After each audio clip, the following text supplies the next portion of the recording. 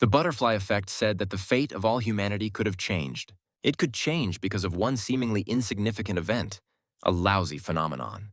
The boy thought he had so far only done petty things he regretted. Suddenly, he was interrupted by a knock, and someone asked affectionately if he was listening to her there. The voice at the door insisted that it was aware of his presence, demanding that he open it. The girl added that she had already questioned Ophelia and he had no class. He thought angrily that such stubborn stalkers had yet to be found, ignoring her. The girl calmly said, "Oh well," and decided to just cut her way out with a knife. The guy thought in genuine horror at how crazy she was, seeing the glint of steel. He shouted in panic, "Isn't this a violation of the rules? Because the president will punish." To his great misfortune, the girl replied that she was the president of the student council. She walked in and asked how long he could run from her.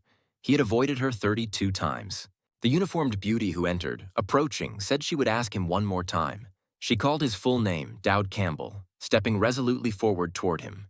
Eleanor, in her stunning way, bluntly asked if he would marry her. Dowd, in utter shock and bewilderment, yelled for her to stop. He hadn't expected this. He turned around startled and asked Princess Tristan what she was even talking about.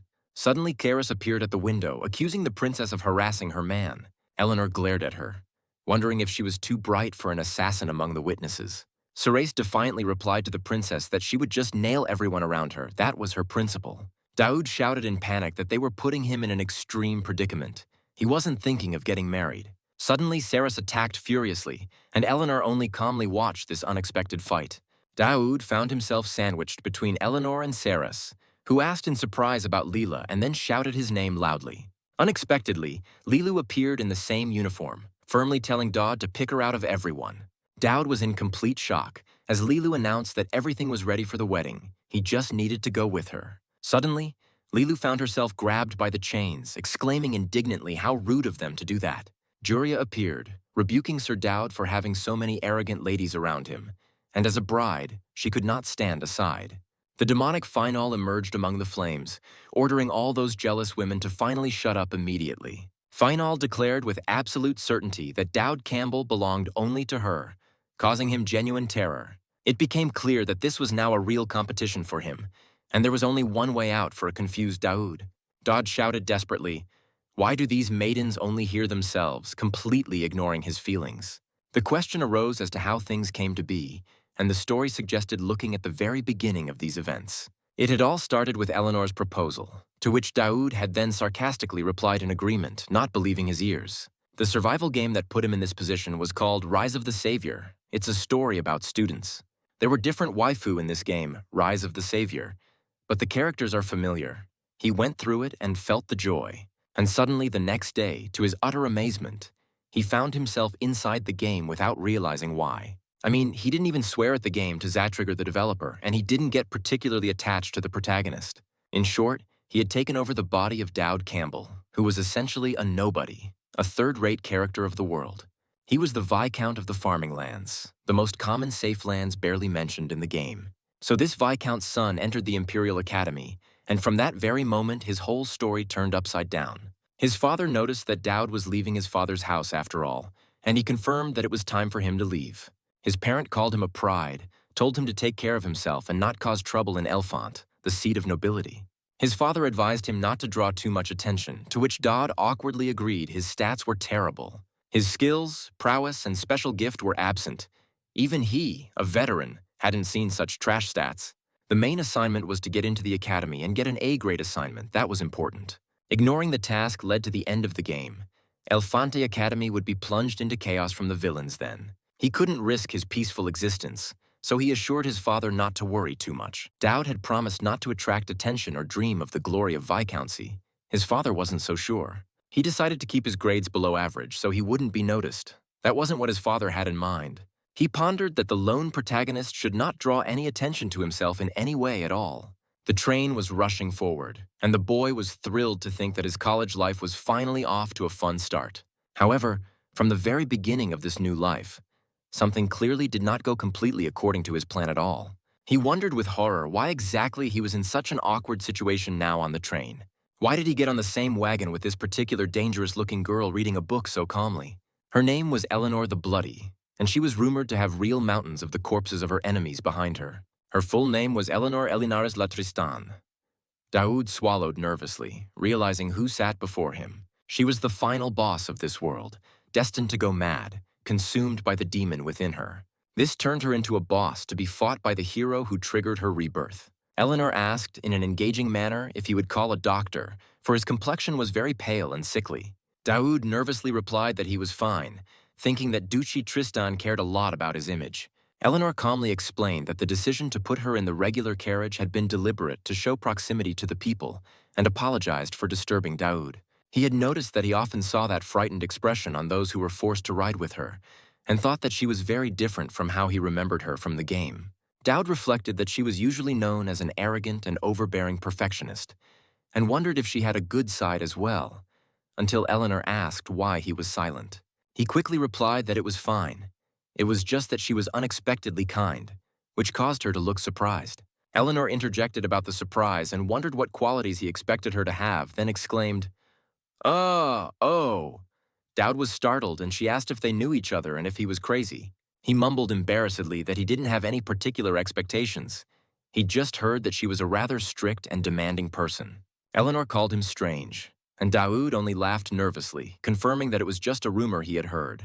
In a panic, he thought he was just a side character and shouldn't mess with her, deciding to just stare blankly out the window. He noted aloofly that the scenery outside the window was indeed magnificent, but immediately saw the intimidating fluttering boulders in the air. Horrified, he exclaimed what the hell this was and called out to the student council president, to which she only hummed questioningly. Daoud shouted, "Please excuse me," in panic, and rushed over to Eleanor as the huge rock flew straight at them. There was a deafening explosion as the boulder crushed the wagon, raising clouds of dust and debris. At this moment, the magic artifact called Skeleton Armorizer shone brightly, creating a protective barrier. Daoud remembered that Eleanor always carried this powerful protective amulet with her. It was her important attribute.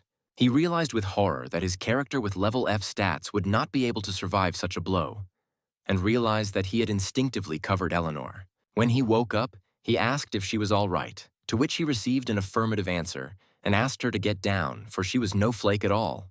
Eleanor, finding herself pressed against Daoud, gave only an inarticulate "ah" in embarrassment and surprise. Daoud, all red with embarrassment and tension, apologized for his impertinence. But Eleanor reassured him, saying it was all right, for he was trying to save her. She admitted that it was the first time she'd been pressed so close to a man, but she thanked him, understanding his intentions, so there was no need to apologize, much to Daoud's surprise. He thought to himself that he had only rushed to her because of her protective artifact, and awkwardly hesitated, not knowing what to say. Eleanor, fixing her hair against the flaming wreckage, asked what his name was, and Daoud asked in surprise. She figured that if he answered, they would continue to clash, and she should ask what would happen if he did. Daoud, after some hesitation, introduced himself as Daoud Campbell, repeating his name several times with amazement. Eleanor said she'd remember him and would be sure to repay him later, and in the meantime, there was a notice that he'd gotten the attention of the villainess. Immediately following this, a new system message appeared stating that the condition for receiving the special gift had been met. The system then announced that he was getting 2 new skills: Desperate Survival and Deadly Charm. Daoud looked at the ruined train and wondered if this was all because it was an Elefante train. The medic examining him noticed that there were few commoners due to the special security measures, and Daoud cried out in pain, though the medic had not yet touched him. The wagon wheel spun. Someone commanded to send the examined onward, and was answered that all was clear. Daoud thought about it, reading the description of gift number 1, Fate Charm, which gave rewards for attracting the attention of negative characters, and realized why the gift hadn't been activated before. He remembered that there were no negative characters in Viscount Campbell. It was an idiotically happy place where even neutral figures were impossible to find. So he realized the gift hadn't been opened before, and decided to check to see what exactly he had gotten for his suffering. The system showed skill descriptions. Desperate Survival increased stats depending on the threat, and Deadly Charm made it easier to attract the attention of negative characters. Daoud thought that Desperate Survival would definitely come in handy in battle and help him survive adversity. But why he would need Death Charm, he didn't understand. He recounted with horror that it was easier for him to draw the attention of negative characters now, realizing the nightmare of the situation. In his imagination arose a mad warrior who lives only for battles, one such negative character. Then he envisioned a crazed sword goddess ready to slaughter anyone who got more than 3 steps closer to her. After that, a brutal assassin capable of killing anyone for money, another of the dangerous personalities, appeared before his mental gaze. And finally, he saw a brilliant sorceress being dragged down by her surroundings, another problematic figure from the game. Dowd clutched his head in panic, exclaiming to himself that it was just a bunch of nasty girls waiting for him. He tried to reassure himself, deciding that maybe it wasn't that bad. After all, the important thing was that he had gained a skill for survival. He was only confused by the fact that the rank of the new skill was not displayed for some reason, something he had never encountered no matter how many times he played the game, and wondered what that meant. The caring medic had asked if he was all right and needed to be checked out, but Daoud had hastily declined, assuring him that he was fine. The speaker at the ceremony was happy to welcome everyone who made it in one piece despite the adversity, and noted that this year's pledges are truly incredible. Some guy approached Dodd and curiously asked if it was true that he was traveling with Princess Tristan, to which Dodd only hesitantly confirmed. The same man, who turned out to be an Elefante alumnus of minor nobility, reminded Daoud that he was the son of a viscount with no special connections. He slyly asked if Dowd thought the cobblestone hit their wagon completely by accident, hinting at a staged attack. He then warned that the Tristan family had quite a few enemies, and it would be in his best interest for Daoud to have less contact with it, or he might get hurt. Daoud mentally promised to take that into consideration, and the system showed that there was not much time left before Eleanor's first step of trust was gained. He thought with annoyance that he had already unwittingly tangled with her, and in this academy full of gossipy people, it was no wonder she was a candidate for final boss. Even breathing near her is deadly, Dowd thought, when suddenly he was rudely shouted down by some bully, calling him a bastard. The bullies mockingly asked him what he was counting crows for and called him a villager, clearly looking for an excuse to bully him. One of them said that everyone had already found a sparring partner except him, and Dowd remembered that there was a practical test immediately after the ceremony, and someone added that the opponent would be assigned automatically. Daoud nervously wondered who he had been assigned to, and grimly assumed that if everyone was paired up, he probably got the strongest one. Suddenly, a pretty girl appeared in front of him and hesitantly said hello, offering her help in the situation. She introduced herself as Elia Crixanax, the world genius, and again she asked sympathetically if he needed help choosing a partner. Daoud, stammering, mumbled that he was fine. No, and immediately recognized her as the future savior and protagonist of the game, Rise of the Savior. With an expression of utter despair on his face, he realized he was in real shit when faced with such a character. Meanwhile, someone in the crowd announced the arrival of the Earl of Crichton and then the Marquis of Gallantry, indicating the importance of the event. One of the other applicants wondered, bewildered, if one of them had lost her mind watching what was going on. Elia gave Dowd a glare and bluntly stated that he seemed very weak to her, didn't he? Daoud was taken aback by such a statement, but Elia confidently confirmed that she was right in her assessment. She confessed that she wanted to beat him, but now, seeing his weakness, she hesitated, and when Dodd asked her why, she asked if he was traveling with the heiress of the Tristan family. Elia declared with undisguised anger that she hated her, and not just her, but the entire Tristan clan. She called them fiends, and Daoud thought that was a pretty bold statement, though not entirely wrong. He remembered that according to history, Elia did indeed have many reasons to hate the Tristan clan, and understood her family drama. Dowd tried to object that they were just riding in the same car, but Elia cut off that he was now reminding her of her, and that pissed her off, so she was going to take her anger out. However, Elia then suggested that they just pretend to fight, even though Daoud realized that if he didn't get stronger, his life would be in danger. Dowd decided that his only chance for acceptance was here and now, so he told Elia that she could blow off steam. Elia, with a strange expression on her face, suddenly admitted that she actually liked him. She clenched her fist, and Daoud asked incredulously if she was serious about the fight. Dowd figured it was the only way to get her to lay it on the line as seriously as her hatred for Eleanor. Suddenly, the death spells activated, greatly increasing the villain's attention to his person, and Elia grinned, declaring that she wasn't going to hold back. Elia swiftly attacked Dodd, bringing her training sword down on him with fury. Dodd barely dodged the blow, his own wooden sword shattering into pieces from the force of the attack. Elia wondered if he ducked, and noticed that, come to think of it, he wasn't so weak. She then decided to add some power and attacked Daoud with her foot, putting more force into her kick. Daoud grimaced in pain as the system alerted him to the detected threat, which thankfully wasn't lethal. At this critical moment, desperate survival activated at EX rank, and Dodd's fist glowed with blue energy. With a loud shout, Daoud struck back, catching Elia, who hadn't expected such power from a rank X, off guard. Elia, looking at Daoud in surprise, noticed that he seemed very weak, much to his consternation. She confidently affirmed her rightness as Daoud stood before her in the arena, unable to find words from her bluntness. Daoud asked in horror why she wanted to beat him, and Elia replied that she wanted to, but was afraid at this rate, for he was traveling with the heiress of the Tristan family. With obvious disgust, Elia admitted that she hated her, and not just her, but the entire hated Tristan clan. She angrily called them devils, and Daoud thought it was a bold statement, though not without truth. Elia explained that according to the story, she had plenty of reasons to hate the Tristan bloodline, realizing that it was family drama. Daoud resented it, since they were just riding in the same car, but Elia replied that he reminded her of her now and it pissed her off. However, Elia suggested they just pretend to fight, which Daoud found tempting for survival. Daoud decided that this was his only chance to get recognition immediately, and suggested that Elia let off steam. Elia, blushing slightly, suddenly admitted that she actually liked Daoud, which surprised him. She clenched her fist resolutely, and Daoud couldn't believe his ears, questioning whether she was serious. Daoud realized it was a whole 10 times, but it was the only way to get her to lay it out as seriously as her hate. Suddenly, the system activated death spells. The villain's attention to Daoud increased, and Elia declared that she wasn't going to hold back. With a furious shout, Elia lunged to attack, her training blade glinting, aimed menacingly straight at Daoud. Daoud, his face contorted with tension, barely managed to dodge the blow that broke his wooden sword with a crack. Elia exclaimed in surprise that he had ducked and concluded that he didn't seem to be that weak. She immediately attacked again, delivering a sharp kick with her foot and warning that she would then add some power. The system immediately warned Daoud of the detected threat, but reassuringly specified that the threat was not lethal. The desperate survival skill activated at an incredible EX rank, and Daoud's fist was enveloped by a powerful glowing aura.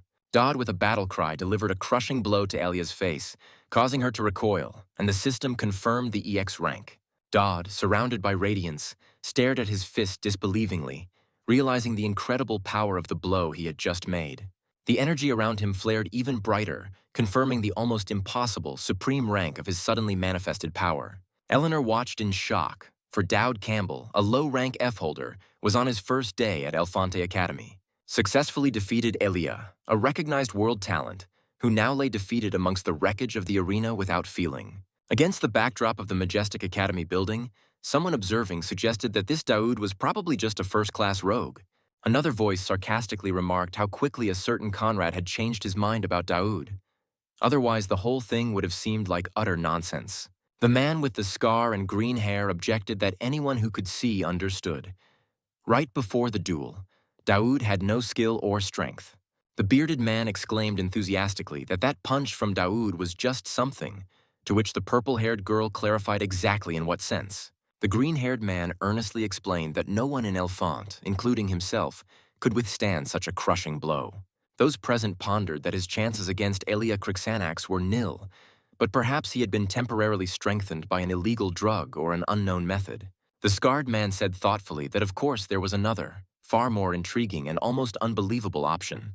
This shocking variant was that Daoud Campbell is actually an absolute and even monstrous, unrivaled genius.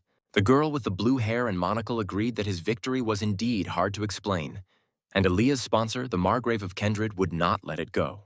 However, as the green-haired man rightly pointed out, the Academy would also be unable to ignore such an obvious and potential genius among the students. The girl with the monocle calmly suggested that it would soon become clear if he was in fact a fraud, and suggested that he just continue to keep a close watch. He asked what that would accomplish, to which she replied that there are a lot of interesting and unique newcomers this year that require a special approach, and if there really is something special about this strange student, as stated earlier, he is sure to find his place among them. The exclusive news immediately went viral around the world, with everyone watching Daoud Campbell crush the rising star in the entrance exams. Daoud read this incredible news about himself with utter bewilderment, not believing his eyes, while the system notified him that his profile had been updated with an award. In Eleanor Elenaris Latristan's character information, the trust level suddenly increased from 1 to 2, and the corresponding reward was ready to be issued. Daoud sat relaxed in his chair while the system reported a significant increase in Baron Armuth's curiosity, Viscount Lupin and Viscount Grand's keen interest in his person. Daoud reflected that he first attracted attention, then interest, and then trust, with Eleanor still having the highest level of affection. He was puzzled as to how the final boss, who should supposedly not care about him at all, would have such a high level of trust. And then the system reported a bounty from Eleanor. Suddenly, he obtained the swordsmanship technique skill of the Tristan bloodline, known for their unrivaled swordsmanship skills, which was a real gift to him, even though they were related to demons. The information on Elia Crixanix showed a fourth level of curiosity, not enough to warrant a reward, and Dodd wondered what she was doing in the same row as them. He figured that gifts were only given for villains who were interested in him. But Elia wasn't a villain, and he didn't need to be interested in her. Suddenly, there was a persistent knock at the door of his room, which interrupted his musings on all the oddities of the world.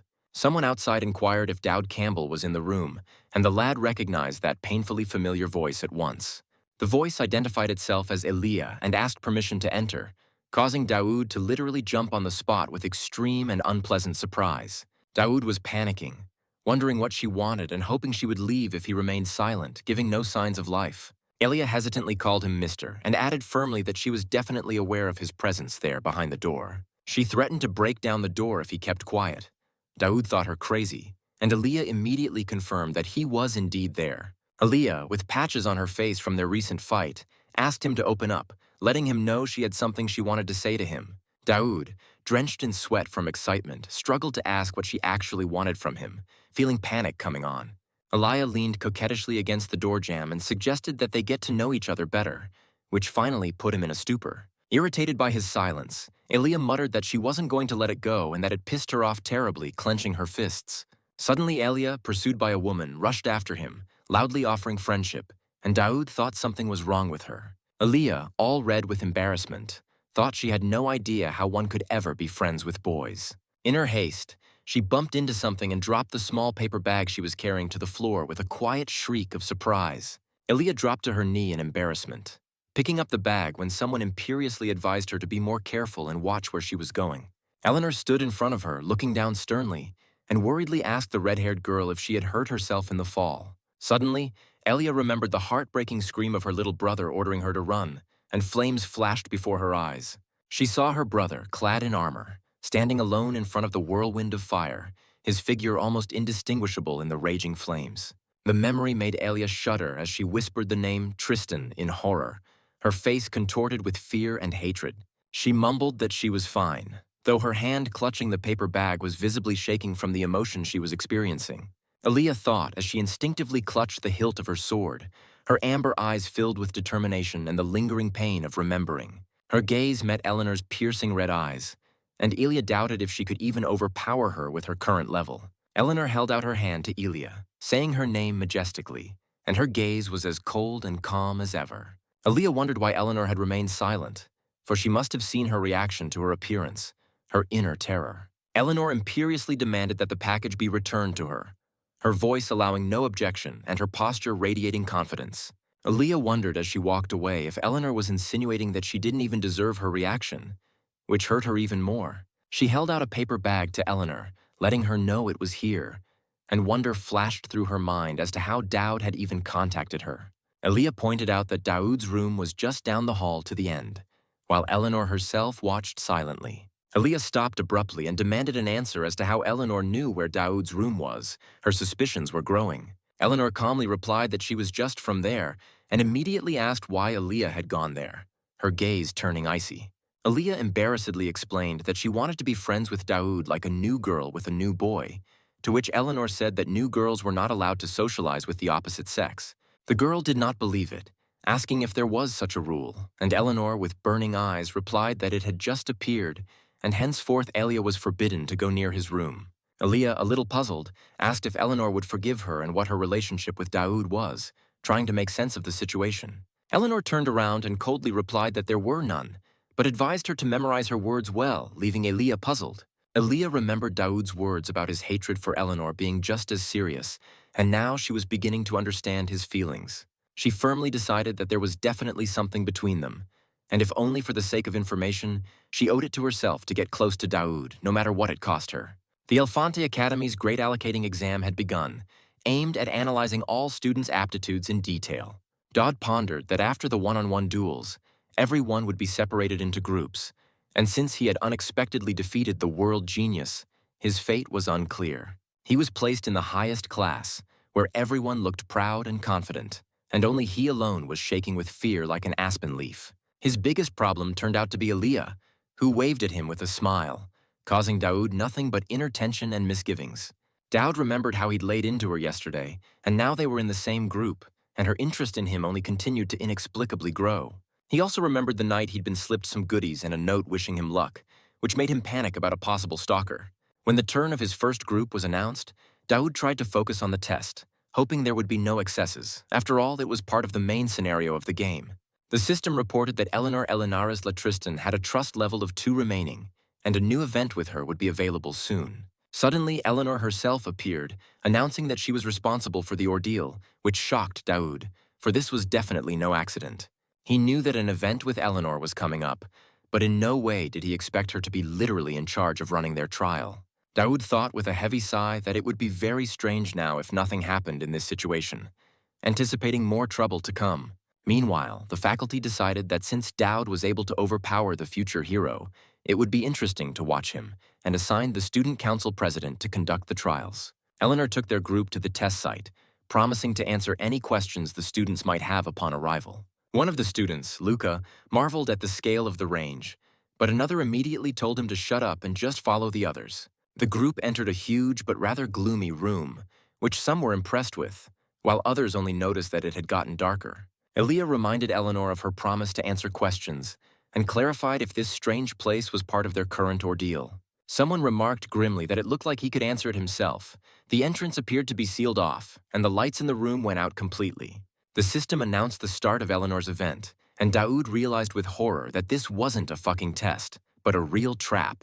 The character information stated that the attempted assassination event had started. The surviving assassins were still after Eleanor, and she needed to be protected. The other students chatted confusedly, advising them to be patient until things worked out, and fearing that something even more unforeseen might happen. Aliyah recognized the guys who, according to the script, were members of the main character's group and were meeting here for the first time, which confirmed her knowledge of the game. Daoud realized that the people gathered in this room played a rather important role in the further development of all the events to come. He motioned for everyone to move to the center hall, pointing to a suddenly discovered map of the entire confusing room on the wall. Daoud explained that there might be useful equipment and miscellaneous supplies in the Great Hall, and it would be easier to defend there if attacked than it was to scare some people. Then he turned to the president and Aliyah, assuming they must have sensed someone else's presence too, since they weren't alone here. Unexpectedly, Daoud firmly declared that he would stay here, causing the other students to wonder and mutely question the reason for this decision. He only replied briefly that it was the way to go, to which Aliyah objected at once, for it was quite far from the central hall he had proposed. Daoud said cryptically that he couldn't say anything right now, but it was very important, and he promised to explain the details a little later. Eleanor unexpectedly confirmed his words, saying seriously that it was indeed important, and she wasn't lying by asking a rhetorical question about priorities. Daoud was greatly relieved that his little plan had worked, and strode confidently away from the rest of the group of confused students. He assumed that his recent and incredible victory over Elia gave his words considerable credibility, and decided to hide until it was over. He reasoned that Eleanor was the target of the assassination attempt anyway, and no one cared about him, so he decided to just hole up in some dark corner. Suddenly someone quietly called out to him, and Daoud turned around with great bewilderment and apprehension at the unfamiliar voice in the completely empty dark hallway. A sinister-looking man appeared in front of him, supposedly very eager to fix the lights, and asked if Daoud could tell him where he needed to go now. The man added that he was not good at navigating in the dark, and at the same instant the system alerted Daoud to the immediate threat he had detected. Meanwhile, someone from the main group of students called out worriedly to Elia as their feet stepped into some strange and incomprehensible puddle on the floor. The girl in nun's robes anxiously asked if Daoud could cope there completely alone, and what would happen if something terrible happened to him. Elia confidently suggested that he must have had some cunning plan of his own, and added that they all needed to worry about themselves right now. 2 assassins were walking down a dark corridor, and one of them grimly noted that their advance party would have been completely defeated by now by this Devilish. The grinning assassin who met Daoud added that this wouldn't have happened if he wasn't here, and that he outsmarted even this guy easily. He figured that there was a much-needed supply room just ahead, and that he, as a professional assassin, could immediately gauge Daoud's level. The assassin concluded that this guy was a complete profane and decided to play with him for a while and then eliminate him, making him a decoy for Lady Tristan. The assassin, pulling off his mask, ominously informed Daoud that he was a smartass and it was time for his well-deserved reward. Daoud exhaled in relief, muttering something about balls, and recognized his attacker as Hasmed, a character he knew from the game. Hasmed stared at Daoud in shock, thinking that if he were a stronger man, he'd be in his underpants by God from the surprise. Daoud was relieved to notice that Hasmed's movements and sniffles were familiar to him, for this was the same old man he remembered. He looked at Hasmed and thought that his desperate survival skill was showing a rank A, which only caused the attacker to be perplexed and question what he was carrying. Hasmed, unable to find words for this turn of events, could only stare silently at Daoud, completely unaware of what was going on. He fiercely thought that Daoud was still a common weakling, and he would deal with him in an instant by rushing to attack. But Daoud threw Hasmed back with one powerful blow, and he crashed into the wall with a thud, leaving a noticeable dent in it. Meanwhile, the other students engaged in a fierce battle with the other assassins, using their various skills and weapons in combat. The red-haired Luke crushed one of the attackers with a powerful axe blow, demonstrating his immense strength and fighting skills. Elia, seeing that her comrades were weaker than she thought, ordered a certain Palkas to freeze her enemies and wondered where Eleanor was now. Eleanor herself suddenly appeared. Her sword flashed, and she created an ice wave with a powerful blow, repelling the assassin's attack. Eleanor grabbed one of the defeated assassins and menacingly asked if their guests were still around, threatening to break his neck. A block of ice formed on the arm of the defeated assassin, and Eleanor spoke the name Hasmed of the Moonsickle thoughtfully, recognizing the handwriting. She asked the captive if Hasmed was in the building or anywhere near it, but he, trembling with fear, only muttered that he could not say. Eleanor mercilessly slammed his head to the floor, causing him to let out a painful groan, unable to bear the abuse. She thought with disgust that this killer had been among them all along, disguised as one of the students or professors. Eleanor, looking at the defeated enemy, realized with horror that he had entered the building with them, indistinguishable from the others. Elia asked her why it was necessary to go that far, to which Eleanor grimly replied that they were trying to kill her. It was self-defense. Eleanor explained that Hasmed of the Moonsickle was an assassin capable of adopting the appearance of the person he killed, and asked who was the easiest target right now. Elia thought in horror that only one person came to mind, and that, it came out, was Daoud, who was currently fighting Hasmed alone. The other students assumed that Daoud had used himself as bait to draw out the strongest opponent, but they didn't understand why he would do that, since the assassins had come for Eleanor. Eleanor, turning away, repeated irritably that there was nothing between them. But the question of what was really between them hung in the air. Elia stated confidently that, at least from what she knew, that was the case, though she herself did not fully understand Daoud's motives. Daoud reflected on the fact that he was a professional assassin, and here was the guardian soul, a barrier where weapons were forbidden, and it only reacted to weapons. He also thought that this academy was an ancient and mysterious place, and there was nothing surprising about it, and that he himself was a weapon. Hasmed, seeing Daoud easily reflecting his attacks, was puzzled, so why his attacks weren't going through, and it discouraged him greatly. The system informed Daoud that he had successfully mastered the swordsmanship technique, and his efficiency in using the Tristan bloodline technique had increased significantly. Hasmed, bleeding, wheezed in horror that it was a Tristan family swordsmanship technique, and that he shouldn't have messed with this strange guy. He, defeated, asked Daoud who he was since he could fool him, and the system activated the death charm, reporting that the villain was trembling before the flawless plan.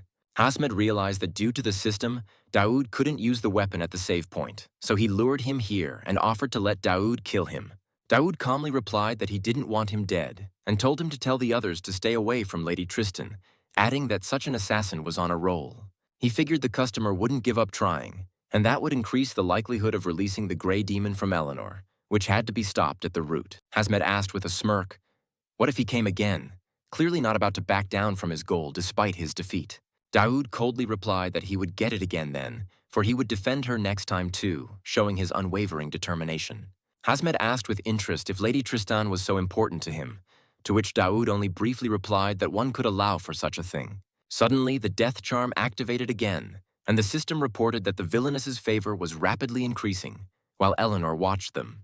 Daoud turned around in bewilderment, seeing Eleanor looking at him.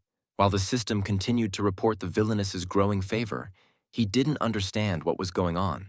Eleanor descended slowly toward Daoud, her figure radiating a mysterious light, and her gaze fixed on him, full of confusion.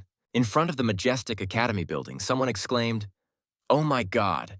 The girl with glasses plopped down on the table, exclaiming that it was a total mess, her eyes dizzy with fatigue and stress. She understood the rector's fury, but wondered why the organizer wasn't tracked down immediately, since she already had so much work to do. She informed Eleanor that there was some bloody mess going on at the academy right now, which meant that there were infiltrators among them. Eleanor thought with dismay that she had often been targeted because of political strife, but this was the second assassination attempt, and their persistence was incredible. Her companion agreed that this incident was a little different, and whoever was behind it would definitely attack again, causing her great concern. She noted that everyone who had been with Eleanor was now being honored as heroes, and everyone accepted the honor without objection, except for Dowd Campbell, who received no thanks, which she found illogical and odd. She noticed that it was as if Daoud was purposely avoiding the attention of the academy groups. His behavior was highly suspicious and raised many questions. Eleanor, looking at the departing Daoud surrounded by guards, said thoughtfully that it looked like he was hiding something important. The girl with glasses warned her that if she said "looks like" one more time, she would knock her, to which Eleanor only indifferently tossed back as she wished. Suddenly, something flew at the girl with glasses, causing her to shriek, and she asked Eleanor in anger what was the matter with her. Eleanor seated herself in her chair, asked nonchalantly what was the matter with her, not understanding the reason for her indignation. The girl with glasses accused Eleanor of being in the clouds all day and not being able to concentrate, and threatened not to help her anymore if she didn't tell her what had happened. Eleanor replied mysteriously that she was very much interested in someone, which intrigued her interlocutor even more, who was eager to know the details. The girl in glasses was perplexed and asked what it meant, and who was this mysterious someone who had so captured the president's attention. Eleanor replied with a slight smile that she had just mentioned him recently, and on a clarifying question she gave the name of Dowd Campbell. An awkward silence followed, Eleanor sitting in her chair, and the girl with the glasses standing leaning against the table, thinking over what she had heard. The girl with glasses exclaimed in shock, "Did Eleanor really like this redneck?" To which she replied that she hadn't said such a thing yet. She cautioned Eleanor, imagining what the Archduke would say when word reached him, for the old fart certainly wouldn't be thrilled. Eleanor calmly retorted that she wasn't crazy about him either, to which her companion only muttered disbelievingly, "Yeah, like hell she is." The girl with the spectacles noted Daoud's kindness to Eleanor, usually suspicious, to which the latter, agreeing with the necessity of caution for Lady Tristan, confessed that she had already tried him, and the result had surprised her. Eleanor stated that she would simply continue to keep an eye on him, much to the bewilderment of her interlocutor, who didn't understand her interest. Daoud was perplexed to read the letter that he couldn't be ranked as a class yet, and the academy was still working on that decision. He thought indifferently that he didn't need anything special and just let them stick him in a regular classroom and forget about it. The system reported the completion of the first task, but he was perplexed as to why he, unlike Elia, was not enrolled in a special class. The new assignment required resolving the incident at the distribution ceremony, promising an exclusive equipment material as a reward, which intrigued him. The placement ceremony determined each student's class like archer or warrior, depending on their skills and predispositions to a certain specialization. He decided that since Elia wielded a sword, he would focus on the power branch, and the exclusive material would fit that choice. However, he realized that the only problem was how exactly to resolve this upcoming incident at the freshman placement ceremony. Eleanor's trust level jumped to 5, her attraction temporarily increased, a reward became available, and the event was 3 days away. Elia's curiosity level had reached 5, with a high chance of changing attachment, and her bound event was also 3 days away. He realized with despair that both the final boss and the protagonist had the same timing of key events. The new reward, Eleanor's gift, allowed you to copy one skill of the target, which shocked Dodd. He couldn't believe such incredible shit. He realized that he could copy the skill of the final boss, but to use that ability now would be a huge and irreparable loss. He reasoned that Eleanor, like Elia, was still developing and would acquire cheater skills later, so copying her skill now was completely pointless. He hummed and decided it would be best to prepare thoroughly for the big event that was about to unfold in 3 days. Fortunately, he knew one special thing that could help him successfully survive this upcoming and very dangerous event. Under the cover of night, he made his way to a warehouse of obsolete equipment that he thought held what he so desperately needed. He delighted in accessing the store for points, where he purchased an acceleration potion, a shadow mask, and catfoot slippers to increase agility and stealth. After sneaking through all the security measures, he found himself in front of a place for true trailblazers, a veritable farming point for priceless and rare treasures. Feeling the wall in the dark, he came across a knoll and with a quiet cry of, "Oops," prepared to climb. Making a nimble jump, He activated the item and the system reported the cookie, restoring health and stamina like never before. The masked Dodd thought it sounded like a third-rate advertisement, but the effect of the item he found was indeed real and tangible. He decided now to take a good look around the dark and dusty room of the abandoned warehouse, which was cluttered with old crates and various junk. He was able to dig up a lot of things among the garbage, but the most important and valuable of what he found was hidden very well and unnoticed. He found a divine ultrama, a special sensor that smoldered with an ancient and powerful force that had lurked within it for millennia. He exclaimed contentedly to himself, "Okay," for he had finally managed to gather everything he needed for his plan. Suddenly, the huge stone structure directly above him began to wobble and creak threateningly, heralding its imminent collapse. He knew it couldn't have been that simple when the heavy rocks came crashing down on him from above with a deafening rumble. Suddenly, he caught a senseless girl falling from above, in whom he recognized Yuria with great surprise and consternation, who murmured something quietly. This turned out to be Juria Greyhuncher, the boss of the second chapter of the original game, known by her creepy and intimidating nickname, the Cursed Sword Goddess. He immediately realized that the valuable object he had picked up earlier had originally belonged to her without a doubt, and she was a frequent visitor.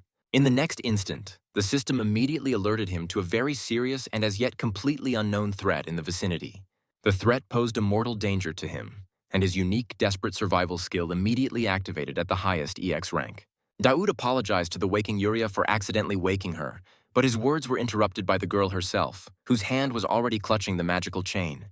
Before he could say a word, Juria attacked him furiously and without warning, her sharp sword whistling through the air beside him. Daoud remembered that he had a normal training duel with Elia that time, but now it was completely different and much more dangerous. Now, judging from her fierce and determined look, it was no doubt about his life and what he thought was his imminent death. Daoud tried to quickly explain that she had misunderstood everything, for despite the strength he had gained, his body was already unbearably and intensely sore. He desperately begged for mercy, struggling to dodge her swift and deadly attacks with chains that blasted the stone floor with a crackling sound. Yuria, completely not listening to his excuses, made an incredible and graceful leap, her next attack aimed straight at his head from above. Her heavy sword flew at him with tremendous force, and Daoud thought with undisguised relief, what luck that he knew how to avoid that blow. At the last moment, Dodd held out a found sensor in front of him, and the shining shield reflected the blow of Yuria's sword with a deafening sound. The point of the sword froze just centimeters from his face, and he struggled to hold back a scream, realizing how close to death he was. The distance between them was only 3.5 steps, and Juria stood across the room, her chain ready for another crushing attack. He knew that any enemy within that radius was inevitably defeated. But right now she couldn't take a step closer, such was the mechanism of her curse. Yuria offered him a step closer with icy calmness, her voice devoid of any emotion, which frightened him even more. Frozen in place, she asked him why she was doing this to finish him off, her sword still lowered and ready to fight. She confirmed his hunch and added that there would be no escape for him either, her eyes coldly following his every move. Daoud swore to himself, realizing that this was her private area, isolated from everyone else, and even the teachers didn't poke around here, which made him very tense.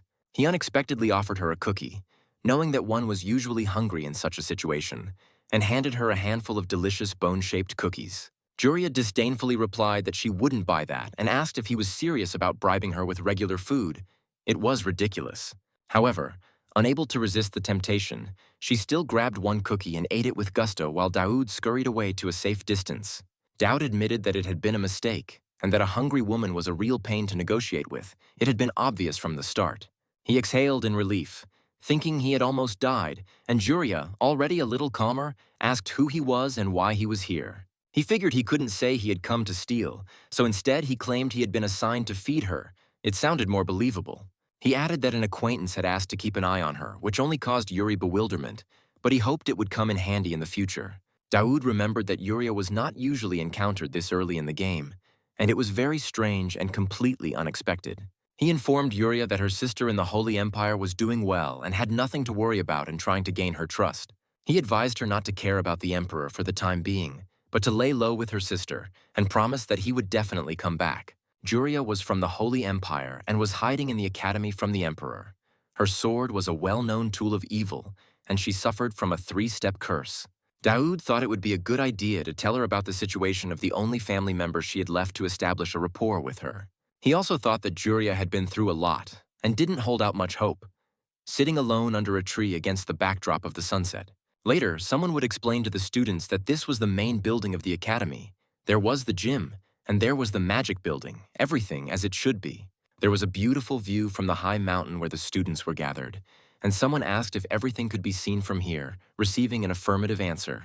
The blonde faculty member informed them that they would have to choose a major and an additional major at an admissions ceremony in a couple of days, listing the known faculties. She added with a smile that they teach things like fervor of battle or the teachings of the Great Temple, and advised not to even think about translating. Dodd realized that this was a learning event where he would get information about the structure of this world, and wished he could just skip it.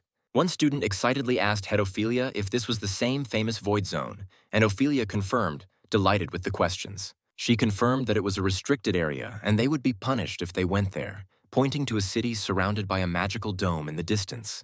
Dodd remembered that the void zone was a remnant of the historical war between hell and heaven, a place of ancient and powerful battles. There, the messengers of the gods, warriors who had received their powers, held back the onslaught of terrible and merciless demons, protecting the world from destruction. Hundreds of years have passed, but the clashing energies of light and darkness still continue, and this area is of prime importance if the demons break out again. Therefore, the Holy Empire, the tribal associations and their empire created a golden triangle to keep this whole complicated situation under control. The red-haired Luca waved his hand excitedly at Ophelia's superintendent and asked if he could come a little closer to get a better look at everything. Ophelia, with a sly smile, replied that standing on the edge of the Seraphim's protective barrier was acceptable, and they would be perfectly safe inside. Dodd grinned, thinking that his plan for today was to walk around, eat, and come back. But he had something else on his mind. He remembered that angels are known for crowding mountains and drying up oceans, and Seraphim, which is a level higher, created this protective barrier. Ophelia announced that they would stop here and have a snack while the students looked curiously at the magical flashes around the barrier. Someone remarked with admiration that thanks to this barrier, the academy could safely exist next to such a dangerous and unpredictable zone.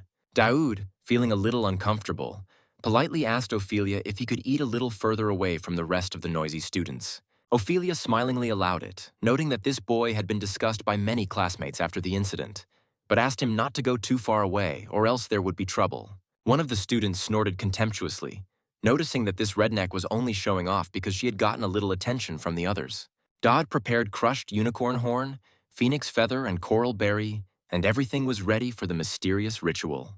He carefully blew on the sensor, a divine ultrama that was a kind of magical telephone that connected with higher powers and entities. Making sure he hadn't missed anything, Daoud was ready to begin the ritual he had spent so long and carefully preparing all this time. He had come a long way to utilize the ultrama, which allowed him to contact entities that ordinary people could only dream of meeting.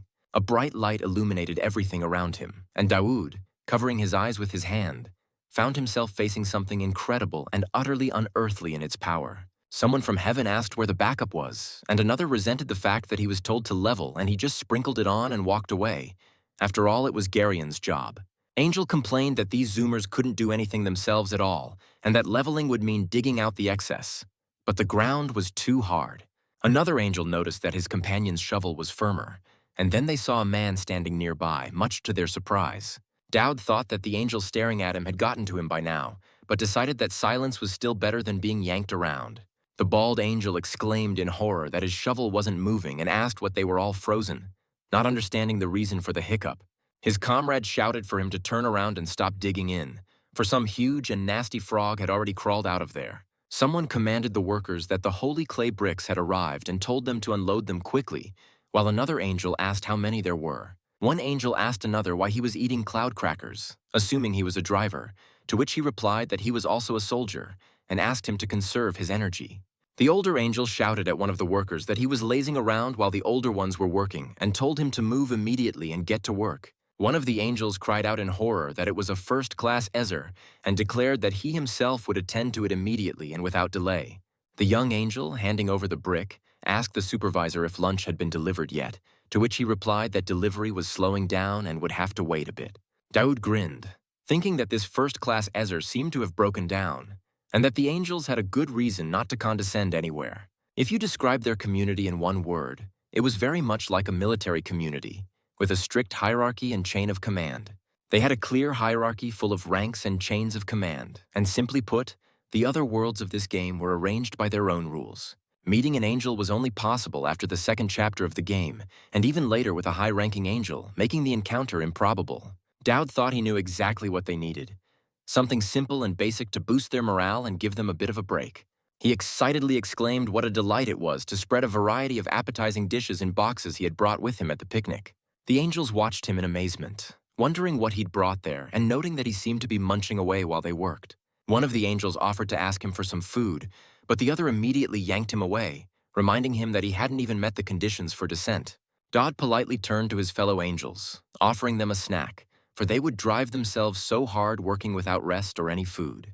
The transfer offer was complete, and the glowing boxes of food were right in front of the ravenous and utterly tired angels in the clearing. An appetizing cupcake appeared in the hands of one of the angels, and he exclaimed, "Oh, oh," in surprise, unable to believe his eyes at such generosity. The older angel, seeing this, called a 10-minute break, and all the angels happily pounced on the unexpected and very tasty treat from the stranger. They discussed with amazement that it wasn't just cupcakes, there was even steak, and marveled at the kindness of this young man, unaware of the laws of another world. One of the angels sighed with satisfaction and suggested that Daoud get out of here, because such luxury was too much for them to handle. He noticed the censor near Daoud and asked if he had come for a reason, offering to bless him since he had been so kind to them. The angel asked Daoud to tell him what he wanted, within reason, and promised to try to fulfill his request in the best possible way, which surprised him greatly. Daoud thought he was the one who was preparing the trump cards for negotiations, and wondered if it had been this easy in the original game. It was too easy. The angel, seeing his confusion, asked if he wondered why he, worthless, had been so immediately welcomed, and promised to explain. He explained that vision allows him to see the nature of a person and that Daoud has a gift, but has not been able to develop it, advising him to keep trying. Daoud wondered in horror if the angel was talking about his gift, a deadly charm he had received quite by accident and surprise. The angel warned that because of this gift he could be captured by a cruel but loving monster, which made Daoud reprimand himself. He knew it was a curse. Daoud thought that a normal person would have been gripped by fear, but he was calmly strategizing. And the angel noted with understanding that they were having the makings of a great man here. Angel decided there was nothing to worry about, and after blessing Daoud, thanked him for the treat, which calmed the tense guy down a bit. The younger angel asked the chief in surprise if it was even possible to tell a man such things, to which the latter, busy with the bricks, only inquired if he had endured everything, and Daoud reflected on the words, cruel but loving.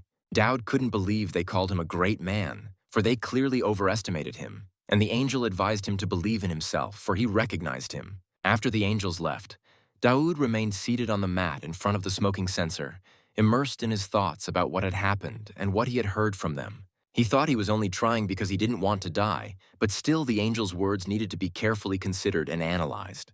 The system reported that the divine Ultima contained the special power of an entity from another world and included 2 skills, asceticism and a sacred barrier.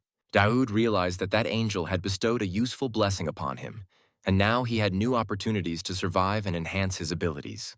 The build effect was essentially a health indicator and directly affected survivability. And given his desperate survival, this skill would definitely come in handy, especially the ability to upgrade it.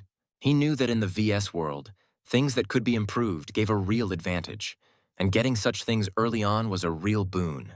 The only problem was that these skills required a small amount of mana to use, and for someone without normal stats, they were just wet dreams. Since he couldn't use his mana yet, he would have to resort to temporary methods, and that was why he was here among the other students. One of the students sarcastically asked Daoud if dangling in the clouds was his specialty and if he really heard what he said. Daoud nonchalantly replied that he had heard every word and that the man had said to break into pairs, much to the surprise of his interlocutor. The student was puzzled to ask if Daoud understood what a couple was and where his partner was, for there was no one around him. He was standing alone. Daoud calmly replied that his partner would be along shortly, to which the student laughed, doubting that anyone would pair up with a noob like him. Daoud stated seriously that he wasn't lying, and added, looking at the giant teddy bear that had appeared, that the place was about to get really crowded. He explained that his partner wasn't just popular, and according to the storyline, she was due to arrive soon, showing some sort of amulet on her arm. Aaliyah suddenly appeared, greeting him cheerfully and asking if this was the Monster Research Department, her eyes shining with curiosity. Daoud waved her off with a smile, thinking that he originally didn't want to mess with the main character. But now he decided to change his mind after all. He remembered the angel's words, and Aaliyah, surprised by his silence, called his name again, expecting him to respond in any way. Daoud finally turned to her, asking if her offer to get to know each other better, which she had made to him earlier, still stood. He thought about the fact that he actually liked her, and that he wasn't going to let it go because it pissed him off terribly, looking at her with determination. Aaliyah thought with a mad gleam in her eyes that Daoud was unbelievable for deciding to go the make-her-jealous route she'd only heard about. But Daoud wondered what the fool was up to. They found themselves in front of a strange building that was an imitation of the dungeon at the academy, and a mysterious glow emanated from it, foreshadowing the trials. Aaliyah's voice came from the darkness inside the building, asking Daoud uncertainly if he was sure about his decision to go in. Daoud confidently asked her to trust him. After all, she wanted to be friends. But Aaliyah recalled how he had threatened to beat her up, even though he was actually the one who had beaten her up. He suggested that since she wanted to befriend him, she should do as he asked, and immediately commanded an attack at 9 o'clock, where there were 3 enemies. A huge shadow wolf leapt out of the darkness with a growl, causing Aaliyah to shriek in surprise at this turn of events. 2 more of the same wolves jumped down from the ceiling, and Aaliyah found herself in a rather difficult and dangerous position in the fight as she fought them off. Daoud shouted to her that their vulnerable spot was the neck and told her to hit the body, not the wings, giving her valuable tactical instructions.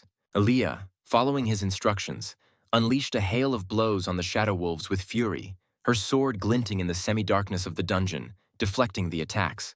She irritably asked Daoud to stop bossing her around and help her, but he only answered no briefly, continuing to give her instructions from the sidelines. Daoud warned her of the 2 daggers flying left and right and told her to just throw them away, asking her to wait only 10 seconds. He immediately commanded her to attack the paralyzing poison sprayed from the right and break its source, not giving her even a second to breathe. He then told her to dodge the 3 arrows flying from his side, counted down to 1 and warned her of the attack from behind, completely controlling the fight. Aaliyah fended off the huge monster's attack with a battle cry, struggling to stay on her feet, and exhaled with relief after narrowly missing a blow. She angrily asked Daoud, since he knew everything, wasn't it easier for him to do everything himself instead of just standing there and commanding? Daoud calmly replied that they would clear the way faster if they worked together, for he wanted to help her but couldn't because of his low stats. He explained that there is no threat from imitation, so his desperate survival wouldn't work, because everything she sees isn't real and has programmed movements. Daoud regretfully thought that his skill was not omnipotent, and he needed to somehow raise his characteristics to become stronger and more useful in battle. Aaliyah, upon hearing his explanation, rushed forward with a furious shout, determined to handle this difficult situation alone. Daoud wondered with a sly grin if he had overreacted to watching Aaliyah fiercely fight the monsters in the dungeon. At the last moment, Aaliyah pushed Daoud away, taking the impact of the huge hammer, which came crashing down on her from above with a deafening rumble, saving him. Daoud watched in admiration as Aaliyah raced down the stairs with incredible speed, and the system reported that they had broken the past passing record. Aaliyah, breathing heavily, was perplexed as to what was going on. After all, she was batting alone, yet somehow managed to break the record. It was unbelievable. Daoud reminded her with a smile that this dungeon was meant for 2, and despite his looks, he was a nerd at this game, asking if she was lucky. He warned her that the next zone would be harder, but wished her to hang in there, to which Aaliyah only gritted her teeth, full of determination. Someone in the hood, watching them through a magic mirror, noted that they were doing well, and their progress was noticeable even from afar. The Dean of Magic, Percy, with a sly smile, suggested that more funds be allocated for battle simulations next year after asking Conrad's opinion. Conrad, after receiving a light nudge, suggested that perhaps it was their department that had developed such an elaborate simulation, but his words were not very confident. The scarred man remarked that although other things were more important right now, the simulation was going as he had intended, mentioning the girl, a candidate for hero. He clarified that he wasn't talking about her, but about Daoud Campbell. His attention was on this mysterious and unpredictable guy. Percy scornfully called Daoud a con man who was just exploiting the heroine, to which the scarred man countered that that was what pissed him off about bookish wizards. He stated with irritation that her so-called heroine wouldn't have set the record straight without Daoud. His role was far more important than it seemed. Any fool would notice how strong the girl is, for she is in the foreground.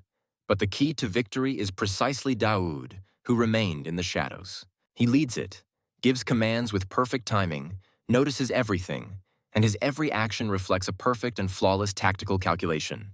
The scarred man said thoughtfully that Daoud had calculated everything as if he had been on the battlefield 1,000 times. His experience was astounding. He turned to Percy, offering her a bet, which caused her only perplexity and a silent questioning of the subject of this strange dispute. Out of nowhere, Conrad Valthador from the Night Faculty appeared, informing them that they were extremely interesting to watch, and it was for a reason. He announced that he and the Dean of the Faculty of Magic had decided to make a bet, and the subject of the bet was whether the two of them could break the freshman record. If they could, Percy would grant any request they made, to which she only asked indignantly why on earth she should do so.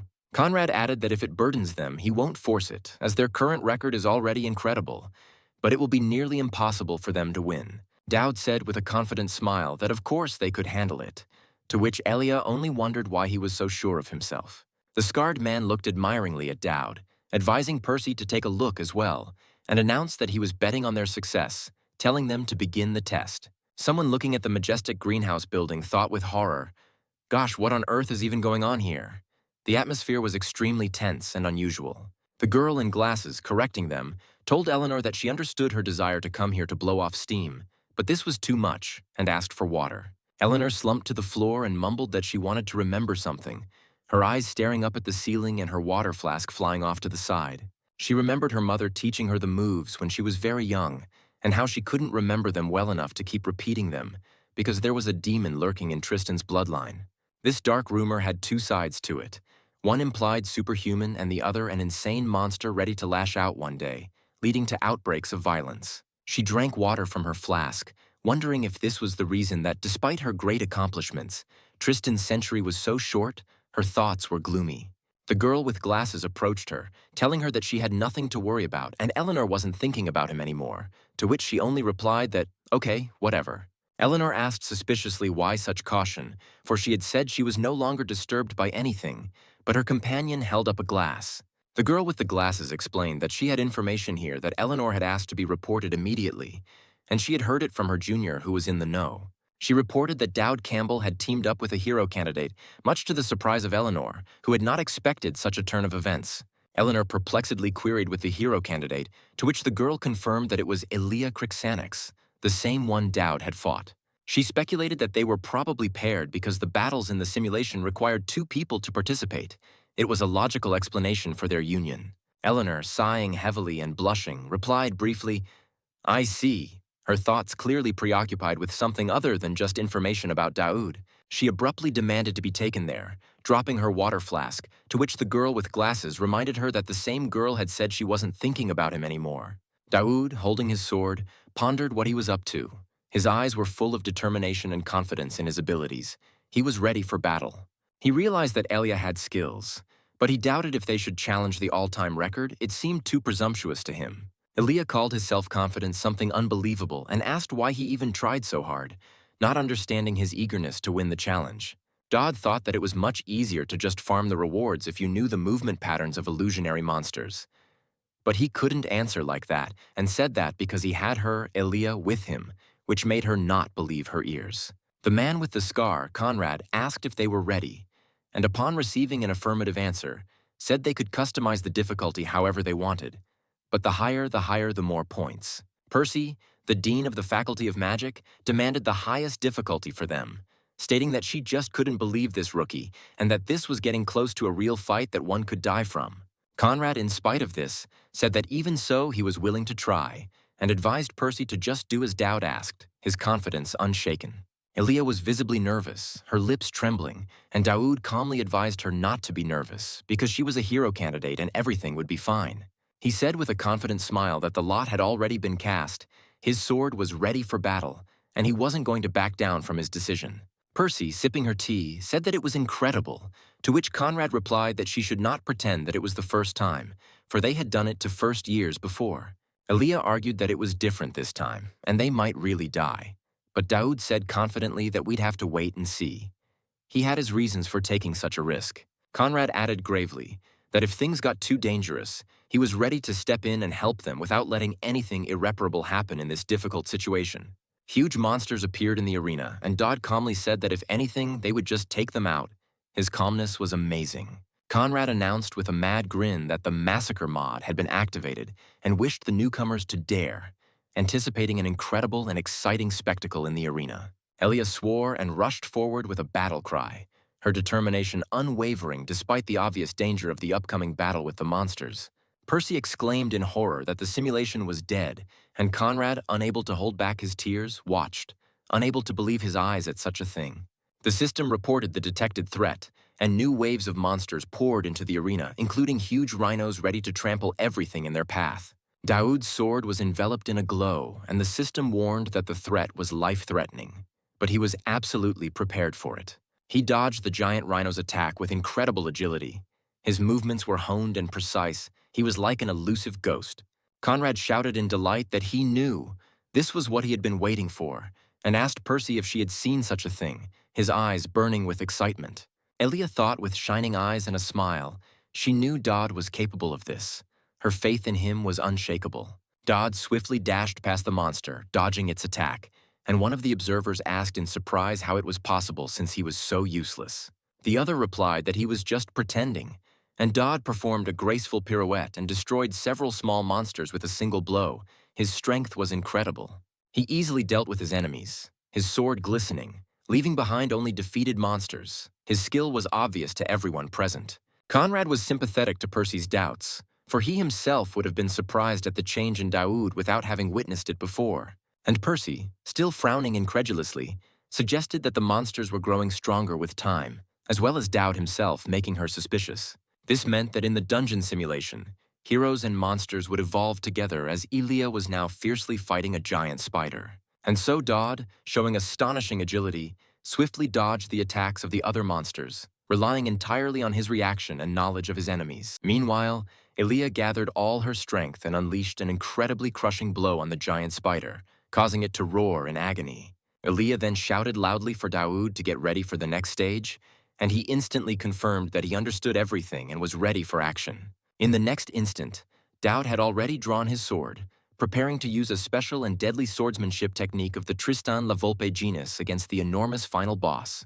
His honed blade left a glowing trail, accurately striking the monster in a vulnerable spot, and the system immediately congratulated him for his incredible show of strength. Daoud was breathing heavily after this powerful attack, and the system triumphantly announced that he and Elia Crixanax had just broken absolutely every passing record. The huge demonic boss was defeated, and Elia, seeing Dodd in front of him, worriedly shouted out his name, fearing for his condition. But Daoud, keenly noticing the new sudden threat from above, shouted sharply to Elia to duck immediately to escape the imminent danger. It turned out to be a surprise attack that was repelled at the very last moment by Professor Conrad, who suddenly appeared in the arena, saving Dodd. Conrad loudly praised them, exclaiming admiringly, "Bravo!" and proudly noted that they had set a record for years to come by easily dispatching the monsters. Elia joyfully turned to Professor Conrad, who warmly thanked her and Daoud for the work they had done and the truly impressive result. Conrad then turned to Percy with a satisfied smirk and informed her that he had won their recent argument, wishing her well. A well-deserved reward for the winner was the rental of one rare item from the mysterious Vision Vault, and one unconditional favor from the Dean of the Faculty of Magic. Elia was indescribably thrilled at this generous reward, emotionally exclaiming how cool it was, while Dodd discreetly remarked that not every newcomer was so lucky. Elia asked Daoud thoughtfully, having calmed down a little, why he always remained so strikingly calm, for she had noticed it many times before. She clarified her words by saying that he always looked as if he had anticipated or expected everything in advance, which aroused her curiosity. After her observations, Elia suddenly extended her fist to him, offering a friendly gesture of recognition, and Daoud only looked at her questioningly. Elia held out her fist to Dodd with a friendly smile, playfully offering to fight him off since she thought friends did that a lot. Daoud, a little taken aback by this directness, only muttered doubtfully to himself that this was somehow too serious for him. Despite his doubts, he responded to her gesture, and immediately a system window popped up in front of him, reporting Elia's level 5 curiosity and high probability of growing attached, making Daoud wonder if what was happening was normal. Elia waved him goodbye cheerfully, promising to see him tomorrow, and strode away energetically, leaving Daoud alone with his thoughts. Shaking his head, Daoud reflected that he had no way of knowing whether Elia was just friendly or a little weird, and wished someone would say something like that to him as well. Suddenly, the majestic figure of Eleanor, the president of the student council, appeared in front of him out of nowhere, causing Daoud to shriek in surprise. Eleanor, looking piercingly at Daoud with her red eyes, asked him directly and bluntly if he liked the new girl, obviously referring to Alia. Daoud flinched at such a direct question and mumbled something inarticulate, thinking frantically that it was unlikely she had come to tear his head off since his survival skill was silent. Eleanor, ignoring his confusion, coldly remarked if he cared, since he wasn't her boyfriend, and firmly stated that she would only repeat her question once. Daoud instantly tensed up, sensing a real threat coming from the president, as confirmed by the system notification, and desperately began to make up a convincing excuse. He struggled to squeeze out a tentative appeal to the student council president, to which she only gave a short and imperious "what?", forcing him to mumble further. Daoud, stuttering with excitement, began his impromptu speech, admitting that although he had been training with Elia all this time, his thoughts were actually on something else. With exaggerated and feigned feeling, he blurted out that he had longed all this long time to see only her, Eleanor, which caused her slight and unexpected surprise. Inwardly, Daoud was cursing himself, wondering what kind of nonsense he was talking about, and why such foolishness should work at all. Eleanor, however, allowed herself a slight chuckle and asked, with an unexpected softness in her voice, if he meant to say that he really missed her. Daoud, with ostentatious enthusiasm, immediately confirmed her conjecture, upon which Eleanor, with still more curiosity in her gaze, inquired the cause of his longing. He was completely confused by such a simple question, mumbling something inaudible and admitting that he didn't know why, inwardly surprised at his reaction. Eleanor unexpectedly gently advised him to forget it, suggesting that his feelings were probably due to affection because she had saved his life on the train. She then added cryptically, just to make him mindful of some prioritized opinion, which finally confused Daoud, making him perplexed about what was going on. Eleanor, cutting short his further confused thoughts, told him not to think too much and handed him a sealed envelope sealed with sealing wax, saying she had just come to hand this over. Daoud was shocked, wondering if it was a love message or a challenge, since there was no such thing in the original game, and Eleanor said she wanted to give it to him tomorrow. Eleanor, leaving, asked him to open the envelope only when he was all alone, which added even more mystery to her act. Holding the mysterious letter from the president in his hand, Daoud bewilderedly agreed, though his face expressed utter bewilderment and growing anxiety.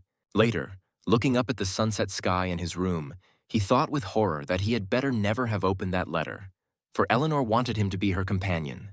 He suddenly remembered that there would be a pledge ceremony tomorrow, which he had completely forgotten about, and decided that it would be quite easy to accompany her since he only needed to be around. The whole problem, however, lay in the terrible penalty of rejection, which could not only critically diminish her affection, but also make powerful new enemies for him. Aaliyah suddenly appeared in the doorway of his room, and Daoud realized at once who it was, and she noted with a satisfied smile his remarkable cleverness. Aaliyah handed him another envelope, sealed with a lovely bear seal, and Daoud wondered with a new wave of anxiety if he would have to choose again. He stirred violently, inwardly fearing that Elia would ask something of him as well, and mentally prayed that it wouldn't turn out to be another such offer. Aaliyah winked playfully, calling it a surprise, and said with a smile that she had made that big decision back during their simulation battle, but she had to run. Running down the corridor, Elia urged him to read her letter sooner, and Daoud only had time to call out her receding figure in utter confusion. He covered his face with his hand in great despair, wondering why there were so many incredibly strange and unpredictable people in this world that was new to him. Looking at the second letter, Daoud agonizingly assumed it was either another such request for an escort or, given Elia's uneasy nature, even some sort of challenge. Suddenly, he was struck with a truly terrible guess, for he remembered her last words that it would be a real surprise for him. And then he finally realized that it was also an official request for an escort, creating an incredibly complicated and dangerous dilemma for him between the two powerful girls. Daoud was in a state of absolute panic, as if he was suddenly engulfed in flames, as he clearly realized that he was right between the final boss and the game's protagonist. 2 letters now lay before him, and he lamented loudly that such an unforeseen turn of events had definitely not happened in the original game, questioning whether he couldn't have been given a simpler choice. He knew perfectly well that if he chose Eleanor, the protagonist would immediately consider him her enemy. And if he chose Elia, he would definitely be hated by the final boss, and so he would definitely die soon. In utter despair, he even considered whether he should refuse them both at once. But then he bitterly admitted to himself that he did not know at all what to do.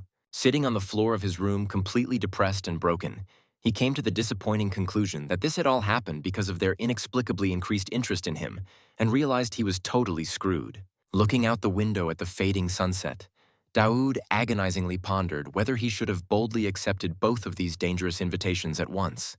The next day, students were already gathered in the academy's luxurious hall, and someone was loudly directing Class B, wondering where the last of Class C had disappeared to. One of the students recognized the other as a member of Class A, to which the latter asked in surprise if he was really from Class A, while the other reported to the professor about the arrivals.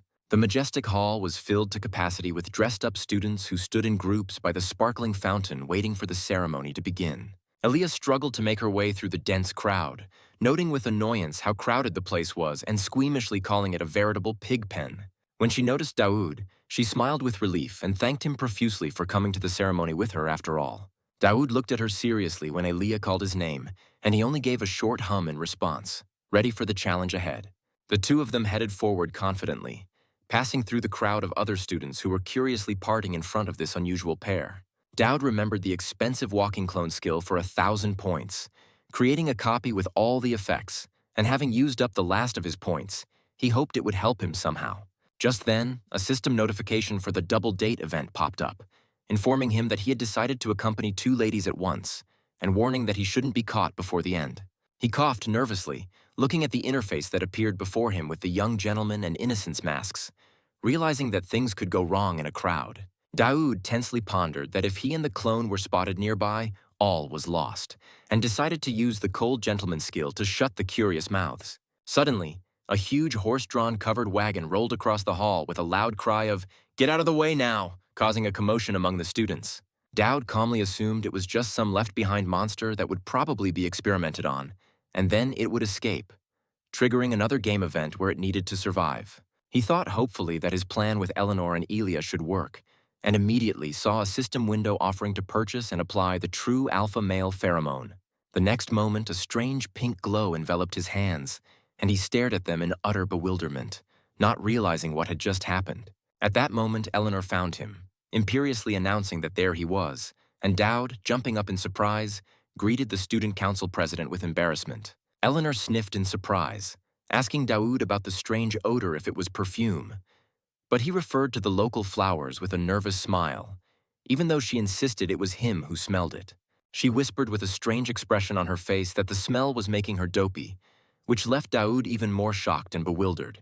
Daoud recoiled in panic, not believing his ears and inwardly screaming, "What the hell was a pheromone?" when Eleanor seemed to be completely caught up in its effects. System messages immediately notified Daoud that the effects of the pheromone had been successfully applied to Eleanor, who appeared to be struggling to contain her sudden attraction to him by saying his name thoughtfully. Eleanor, with a slight blush and an enigmatic smile, sighed quietly, wondering why she had completely failed to notice anything like this about him before. Her inner voice immediately declared him far more manly than he appeared at first glance, while Daoud mentally cried out in horror at the unexpected success of his plan. Eleanor, having recovered a little, turned to him and suggested that he finally go to the ceremony, and at the same time try the local treats that were sure to be there. Then with unexpected playfulness, she told him to lead the way, calling him the newcomer, and they headed together through the crowd into the depths of the great hall. Daoud was tensely thinking that his clone and Elia must have already met, and he now had a bloody nose to make sure they didn't cross paths. Eleanor, still clearly feeling the effects of the pheromone, tried to calm down and pull herself together, secretly hoping that nothing too terrible would happen. Daoud decided that if he kept it up, things would probably work out. After all, he and the clone just needed to hang out with the ladies for a bit, when suddenly Eleanor noticed the snacks and suggested a snack. He immediately offered kebabs with enthusiasm, though inwardly he realized that it was the worst offer for a figure-conscious girl, but he desperately hoped to weaken the effect of the pheromone somehow. Eleanor accepted his offer with obvious pleasure, wondering how he knew she loved them or if it was just a fluke, making Daoud mentally curse at such a hit. While Daoud awkwardly ate his kebab, Eleanor watched him closely with a sly smile, playfully wondering if it was so hard for him to tear himself away. He continued to walk beside her, torn between the desire to maintain a normal relationship and the urgent need to maintain a safe distance due to the effects of the pheromone. His thoughts were also preoccupied with the fact that there was no way he was going to cross paths with Aaliyah, when suddenly Eleanor noticed a tray of trinkets and asked him if he liked anything. He hastily replied that he did not, but immediately offered to buy her something, immediately regretting his words, for on the contrary he needed to reduce her attraction. Then he grabbed the most ordinary and unsightly button, showed it to her and offered it as a gift, deciding to choose the most ridiculous and strange thing. To his utter amazement, Eleanor was delighted with the gift, declaring that such a button would be just what she needed for her uniform, while Dowd inwardly cried out at how difficult it all was. Later, when they were sitting at the drinks table, Eleanor casually asked him if he had already chosen his major at the academy. Dowd confirmed a little uncertainly that yes, and said that he was thinking of applying to the Faculty of Theology, which caused Eleanor's obvious and genuine surprise. She gently advised him to think again, noting that with his talents it would be a shame not to go into the night faculty. DeWood replied with a serious look that there was something in the theological faculty that he would very much like to study, and that was why he had chosen that path. Eleanor pitched forward, her gaze even more intense and attentive, and she asked him bluntly what it was he wanted to study there. He looked away thoughtfully, pondering that to protect something very precious to him he would need to be trained in it, and perhaps it was only available there. She persisted in asking what exactly he wanted to protect, while Daoud mentally admitted that it was his life from her attentions, and he needed divine skills to do so.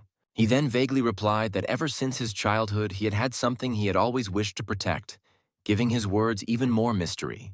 At this moment, an ominous vision flashed before his mental gaze, hinting at the upcoming incident with the secret society, and revealing that this chapter's boss was weak against divine skills. Eleanor shrewdly asked if it had anything to do with his obvious attraction to her, to which Daoud embarrassedly muttered that he was well aware of the curse of the Tristan family. He confirmed with a feigned chuckle that he was talking about the very curse that was driving her family members insane, and wondered if mental training was the only way to prevent it.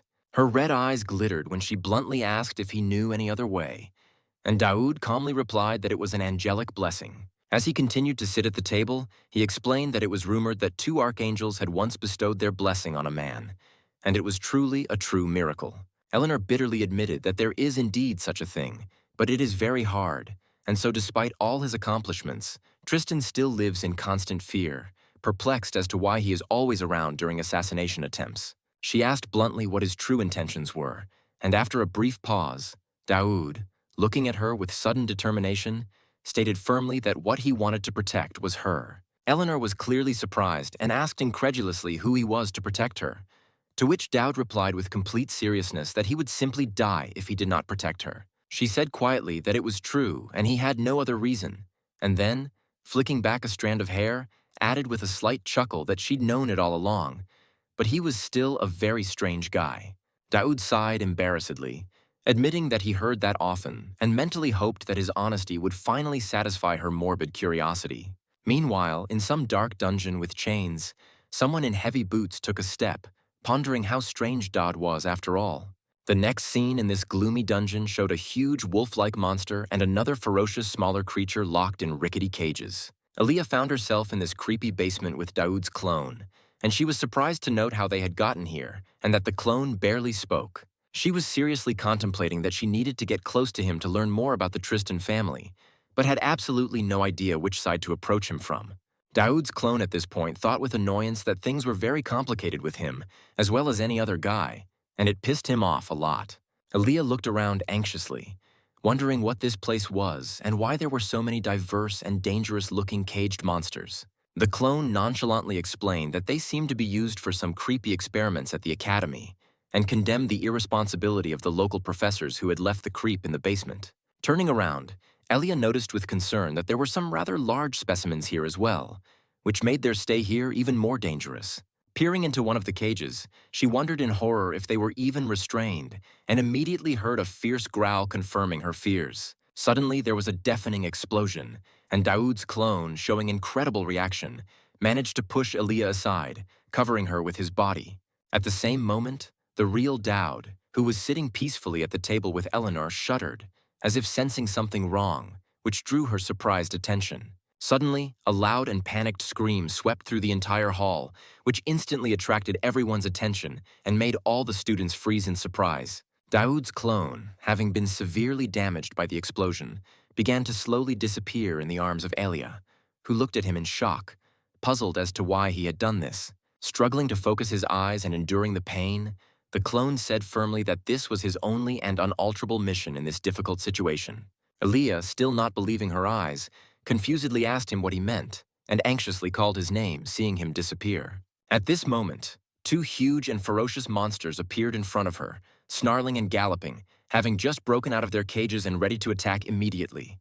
Aaliyah quickly looked around and saw a few broken bars from the cage nearby that could serve as at least some temporary weapons for her. As she gathered her wits and looked at the approaching monsters, she gratefully thought of the help of the clone that had just saved her life at the cost of her existence. Grabbing one of the metal bars, she declared with newfound determination that it was now her turn to defend him, meaning the real Daoud. Meanwhile, the real Dodd, while in the main hall, received a system notification of the main assignment of dealing with monsters and a warning of a penalty for failure.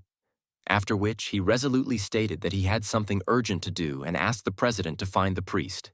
Eleanor, clearly disturbed by his sudden and strange behavior, tried to stop him, but he was already heading swiftly toward the exit. Grabbing Elia, who had run past, Dodd cried out for help, desperately shouting that it was necessary to immediately protect all the students from the monsters that had broken free. After receiving the system notification of the clone's recall, he rushed down the hallway, shouting Elia's name loudly and asking if that was all the monsters there were. Aaliyah was relieved to see Dodd awake next to the defeated monsters, and the system immediately reported her affection upgrade from curiosity to interest. Suddenly, another system notification came in to change the main scenario, and Aaliyah anxiously reported that she had missed one particularly large monster, and Dodd realized that it was the same bear. Aaliyah assumed that he must be somewhere on the first floor and that he needed to be stopped immediately, but immediately admitted that she would take a bit of a breather after a hard battle. Daoud worriedly asked if she was okay, realizing that the main scenario was now a priority and failure would threaten him with an unsustainable fine. He emphatically stated that under no circumstances could this be allowed, at which point panicked cries of frightened students were heard in the hall. The furious face of a huge monster with burning eyes appeared in the breach in the wall, and someone shouted desperately to hold out until the knights and teachers arrived. One of the teachers, creating a magical barrier, shouted with all his might to the others to hold it and prevent the monster from breaking through. However, the giant monster easily smashed the fragile barrier with a deafening roar, plunging everyone present into even more terror and despair. Eleanor's assistant noted with dismay that neither the rector nor Professor Conrad was here now, and they could not use the angelic blessing. Eleanor angrily grabbed one of the priests by the collar, resenting how dare they call themselves that when the students were in such danger. But the man only muttered that it was a high-ranking barrier. Another priest calmly remarked that the knights would be here any minute and should wait for them, while some aristocrat lamented that the Tristan family should not have been given the right to such experiments. Daoud, not thinking long, snatched the rosary from one of the priests, declaring loudly that he would borrow it, and ran swiftly to the breach in the wall. The priest was shocked and shouted after him who he was and to return immediately, not believing his eyes at the audacity of such a simple disciple. He continued to indignantly shout that Daoud was an ordinary student and at least knew how the blessing worked, while Eleanor was surprised to recognize him. In Daoud's hands, the divine ultima combined with the priest's rosary, and the system immediately notified him of the available skills, asceticism, and sacred barrier. Suddenly he sensed a new threat, and the system confirmed his fears by reporting that the detected threat posed a real danger to his life. A huge and enraged bear appeared in front of him, and the system activated the desperate survival skill at EX rank, giving him at least some chance. The teacher, still maintaining the remnants of the barrier, shouted in horror to Daoud to run away immediately, but Daoud replied firmly that he was trying to buy time to get the students away. After activating the skill asceticism, Daoud felt all of his additional stats instantly transformed into physique, preparing for the upcoming fight with the monster. Gathering all his will and energy, he raised his hands, creating a shining sacred barrier in the shape of a cross in front of him to stop the bear's fierce attack. The monster's powerful blow struck the center of the barrier, causing a deafening rumble throughout the room. But Dodd, with his angel wings shining behind him, held his ground. The professors and students froze in horror, not believing their eyes, and one of them whispered in amazement that it was a real angelic blessing. The bear continued to furiously hit the barrier, but to everyone's surprise, it withstood all of his attacks, preventing the monster from breaking through to the defenseless students.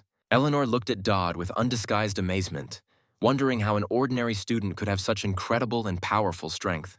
The priest from whom Dodd had taken the rosary away clutched his head in panic, wailing that the idiot was at least aware that even an experienced priest needed to pray without ceasing to use such power. Eleanor, however, only calmly thought that it had happened after all, and she was no longer surprised by anything, watching with a nonchalant look. She had seen Daoud hide his true potential more than once, and now she had witnessed another of his incredible displays of strength and bravery. The priest shouted in despair that there was no way this stupid monster could break through his barrier, and how could this even be possible, since this bastard was single-handedly holding it back. Eleanor looked at Daoud thoughtfully, wondering if he was really who he said he was, or if there was something more behind his modest appearance. At this moment, Aaliyah came up to her, apologizing to the student council president for making this dummy completely useless, to which Eleanor only asked what was taking so long. Aaliyah, breathing heavily, explained that she had passed out in the basement and had just regained consciousness, still feeling weak after her experience. She looked at Daoud with admiration, noting that this guy was able to use the blessing at such an incredibly high level that it seemed simply impossible. Aaliyah wondered how this was possible. After all, he wasn't even a priest, and for such an effect, they say you need to train for decades, which called into question all her knowledge. Eleanor questioned thoughtfully whether this meant that such energy really required decades of practice, still not believing her eyes. Dawood's words that he wanted to study something in the theological faculty and had therefore chosen this path immediately came to her mind. And then his firm declaration that he would die if he did not protect her, and that this was true and he had no other reason, which now took on a new meaning. Aaliyah doubtfully thought that even if it was an accumulated blessing, there must be a limit to the potential he could control, and it must be very hard for him. Eleanor, hearing her words, turned abruptly and with an incomprehensible expression on her face asked what she was talking about, obviously intrigued by her speculation. Aaliyah confidently told Eleanor that Daoud was doing all of this solely for her and the Tristan family, and that he would have no reason to take such risks otherwise. She also added that he had no other reason to take such a risk, and Eleanor, looking at Daoud, only thought that she had known it all along. Suddenly, Eleanor swung her sword gracefully and brought it down to the ground with incredible force, causing cracks to spread across the floor, and with a chuckle, she called Daoud very strange. Daoud, struggling to hold the sacred barrier under the fierce attacks of the huge bear, felt his strength rapidly running out and the barrier began to crack. Aaliyah watched in horror as Daoud's barrier was about to be breached and shouted the president's name in desperation, realizing that they needed immediate help. Eleanor, as if hearing her silent call, swiftly soared into the air, looming directly over the enraged monster with her sword drawn to strike. She charged at the bear with incredible speed, striking it with a series of lightning-fast and precise blows with her blade, causing it to roar in pain and rage. Daoud looked on in amazement and dismay at what was happening, unable to believe his eyes, and quietly whispered Eleanor's name as she fought with astonishing power. He immediately recognized her fighting style, realizing that it was Tristan's true sword technique, which he had in no way expected to see in such a situation. Eleanor continued her fierce attack. Her movements were honed to perfection, and each sword strike was accompanied by bright flashes of energy. Her blade left a glowing trail behind her, mercilessly striking the monster again and again, not giving it a single chance to retaliate. Eleanor used her powerful Tramontana technique and gave the bear a devastating blow that left it dead. Daoud was in complete shock, realizing that she was at a completely different level of power compared to the technique he had copied, and didn't understand if it was normal, since she hadn't interfered in the original. The system immediately notified him that he had completed the main task of defeating the monster without casualties, calling it an incredible achievement, and informed him that there were only 20 seconds left until the knights arrived. Daoud pondered that all the professors who insisted on experimenting on living monsters were supporters of the Tristans, and if Eleanor intervened personally, she was essentially admitting her family's guilt. He also remembered that Eleanor usually always avoided any political squabbles, and couldn't understand why she had decided to intervene now. One of the teachers, trembling with fear, mumbled that he didn't understand anything, and suggested that the others hurry up and get out of here. Another faculty member hastily ordered everyone to leave, asking if everyone was out, to which he received an affirmative reply that everyone had successfully escaped and they would consider the rest later. Eleanor, standing in the middle of the flames over the defeated monster, suddenly heard Daoud's voice warning her of danger from behind, calling her president. Suddenly, another horrible monster with burning eyes and a skull instead of a head appeared out of the shadows behind her back and lunged at her with a wild scream. But Daoud managed to put up his barrier. Eleanor watched with eyes wide with horror as Daoud, smiling through the blood, took the monster's blow meant for her. Daoud woke up abruptly in his bed and an excited voice sounded nearby, informing him that he had finally come to his senses, and it was a very good thing. The girl with the monocle glasses sitting by his bedside calmly informed Dowd Campbell that the monster had been defeated, and Eleanor was perfectly fine as well. Daoud was surprised to recognize her as Rector Atalanta, who had confirmed her identity by closing the book, greeting his awakening after a long sleep. Atalanta added with a smile that, of course, the other students were unharmed as well, and asked curiously if he was surprised by her unexpected visit. She explained that she had never managed to talk to him after the rookie duel incident, to which Dodd embarrassedly muttered that he didn't mind, though he didn't understand why the immortal millennial Atalanta Swansong would want to meet with him. He thought uneasily that her visit was hopefully unrelated to the fact that he had used an angelic blessing, but Atalanta meanwhile said that she had come to tell him some not-so-pleasant or even bad news. With a good-natured smile, she inquired where he would like to begin, and Daoud swallowed, gingerly assuming it was probably with unpleasant news. Atalanta reported that he has gotten as much attention as any student has ever gotten, and that they have not had any students involved in so many incidents at all, adding that from her experience with his failure, he will continue to get into trouble. Daoud thought with annoyance, as if he was doing all this on purpose, but Atalanta meanwhile continued that she had more bad news for him. She bluntly asked him how much he knew about demons, which threw Daoud into further confusion and tension at such an unexpected question. Looking at him intently, Atalanta repeated her question about how much he really knew about such dangerous and taboo topics as demons. Dodd only looked at her questioningly, not understanding what she was getting at, or why the academy rector was suddenly having such a strange conversation with him. Atalanta noted his interesting reaction, wondering if he didn't care at all about the topic raised by the academy's rector himself, to which Daoud only mumbled uncertainly. He cautiously replied that he didn't think he was obliged to reveal how much he really knew, and added that if he didn't know what she was up to there. Atalanta perplexedly interjected what she meant, and Daoud explained that he was the only one who hadn't been assigned a class yet, and he couldn't even attend class. She nodded understandingly, noting that he was clearly uncomfortable with the situation, and her fingers trembled faintly with some inner tension. Atalanta regretfully explained that because of all these recent incidents, she had to personally deal with the many and very unpleasant consequences. She seriously said she didn't know if he was aware of it, but the current hegemony didn't have much control over society, and the moment wasn't right for them right now. Turning away, Atalanta added grimly that they were willing to do anything to attract new talent, even if they had to pull them out of the ground to do so. Dodd gloomily suggested that the reason for all this was the coup d'état of the tribal associations and the changes taking place on the part of the Holy Empire organizations, and that the heir to the throne was also involved in all this. Atalanta looked at him with a slight chuckle as if to say, "Look at that smartass," clearly impressed by his guesswork and knowledge of the political situation. She confirmed that he was right, and that it was only a golden triangle for now, hinting at the complex and confusing situation between the three powerful factions. The Academy, she says, roots for good neighbors, but this outward grace hides a fierce and ruthless struggle for new talent. She also pointed out that most ordinary students are not even interested in such complex political games and intrigues and live their carefree lives.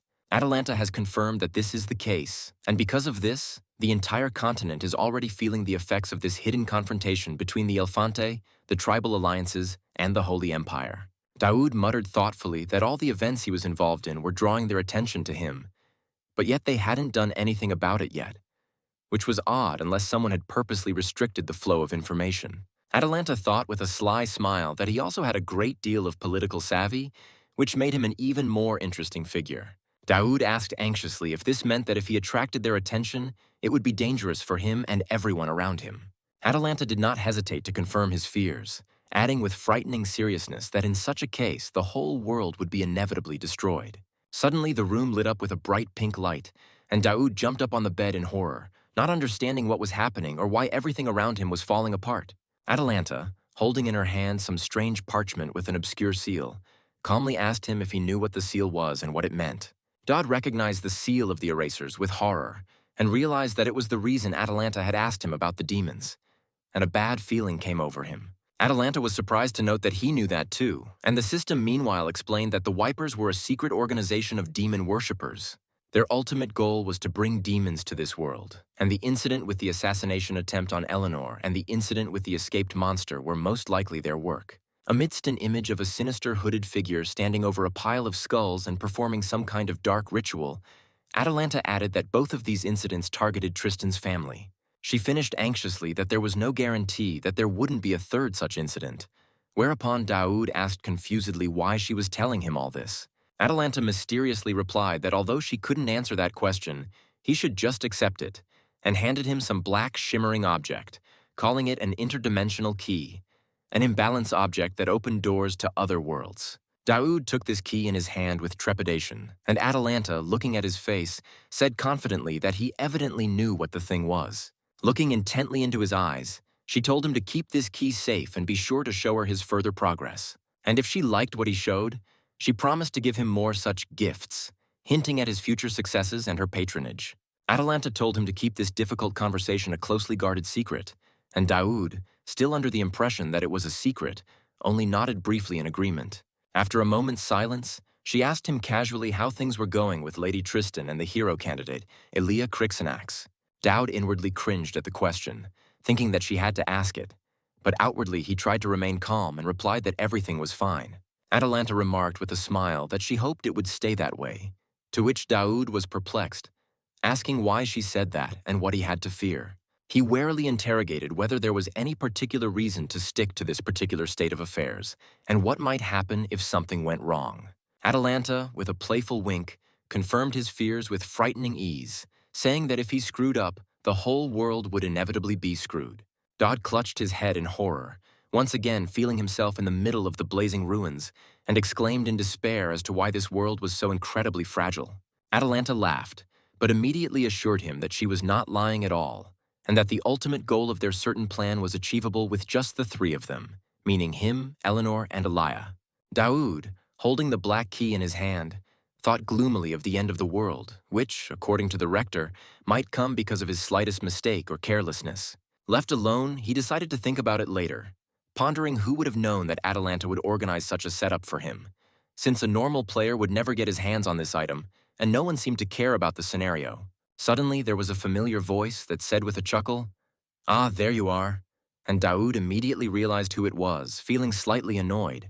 Before him stood the dean of the Faculty of Chivalry, Conrad Valtador, who announced with a pleased look that he was looking for him, Daoud Campbell, which caused the latter to look puzzled. Daoud politely inquired why he was looking for him, and Conrad, noticing the black key in his hand, said reproachfully that even if he hadn't been assigned a class yet, he couldn't have him skipping class. Holding out some sort of document to him, Conrad informed him with a sly smile that this was his temporary assignment, which should solve his attendance problem. Daoud was surprised to pick up the paper and read that he would be studying with these guys starting tomorrow, which raised more questions for him. The image of the student council president, Eleanor Elenaris La Tristan, with her commanding and piercing look in her red eyes, immediately appeared in his imagination. And the vice president, Elia Crixanax, with her usual determination and amber eyes full of fire and confidence, appeared right behind her. Daoud recoiled in horror, his face contorted in a grimace of genuine fear, and he exclaimed in despair that now it smelled like the end of the world. The next day, standing in front of the academy building, he pondered that in this way the sword could be considered as a universal weapon for any situation. Suddenly he raised his hand with a piece of chalk clenched in it, intending to ask the professor a question about the obstacle situation that was of great concern to him. In the classroom, Eleanor turned to the instructor and asked with a slight chuckle if he thought he was getting too caught up in theory, and that she didn't think all this information would be useful in actual combat. The instructor was surprised by the student's audacity and was only able to squeeze out a confused, "Excuse me?" The instructor, standing at the blackboard, agreed with Eleanor that in real combat, even an experienced knight could lose against ranged weapons, and that was indeed true. Addressing the students, he added that unless of course they have trained the sword to their heart's content, they would definitely benefit from shooting and throwing training to supplement their skills. Aaliyah, lazily resting her hand on her cheek, thought with interest that perhaps the professor was right in his reasoning about the importance of versatile training. Dodd, on the other hand, was tensely pondering that if he used the surroundings, it would be easier for the swordsman to dodge arrows or rocks, and if the enemy came close, he would definitely not be unarmed. But what if the distance advantage couldn't be compensated for by cover? Elia objected to Eleanor, asking if that wasn't why they were listening to lectures on close combat.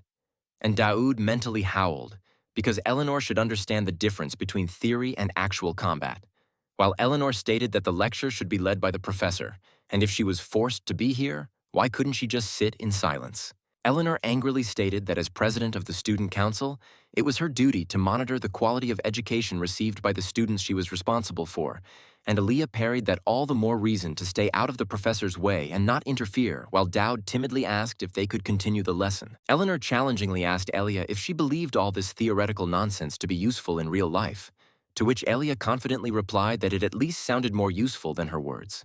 The teacher barely squeezed out that he couldn't believe the hero candidate didn't understand the difference between advice and insult, and again timidly asked if they could continue. Elia slammed the table and exclaimed joyfully that that was it. Victory was hers, and that she knew Dowd would support her, much to his embarrassment.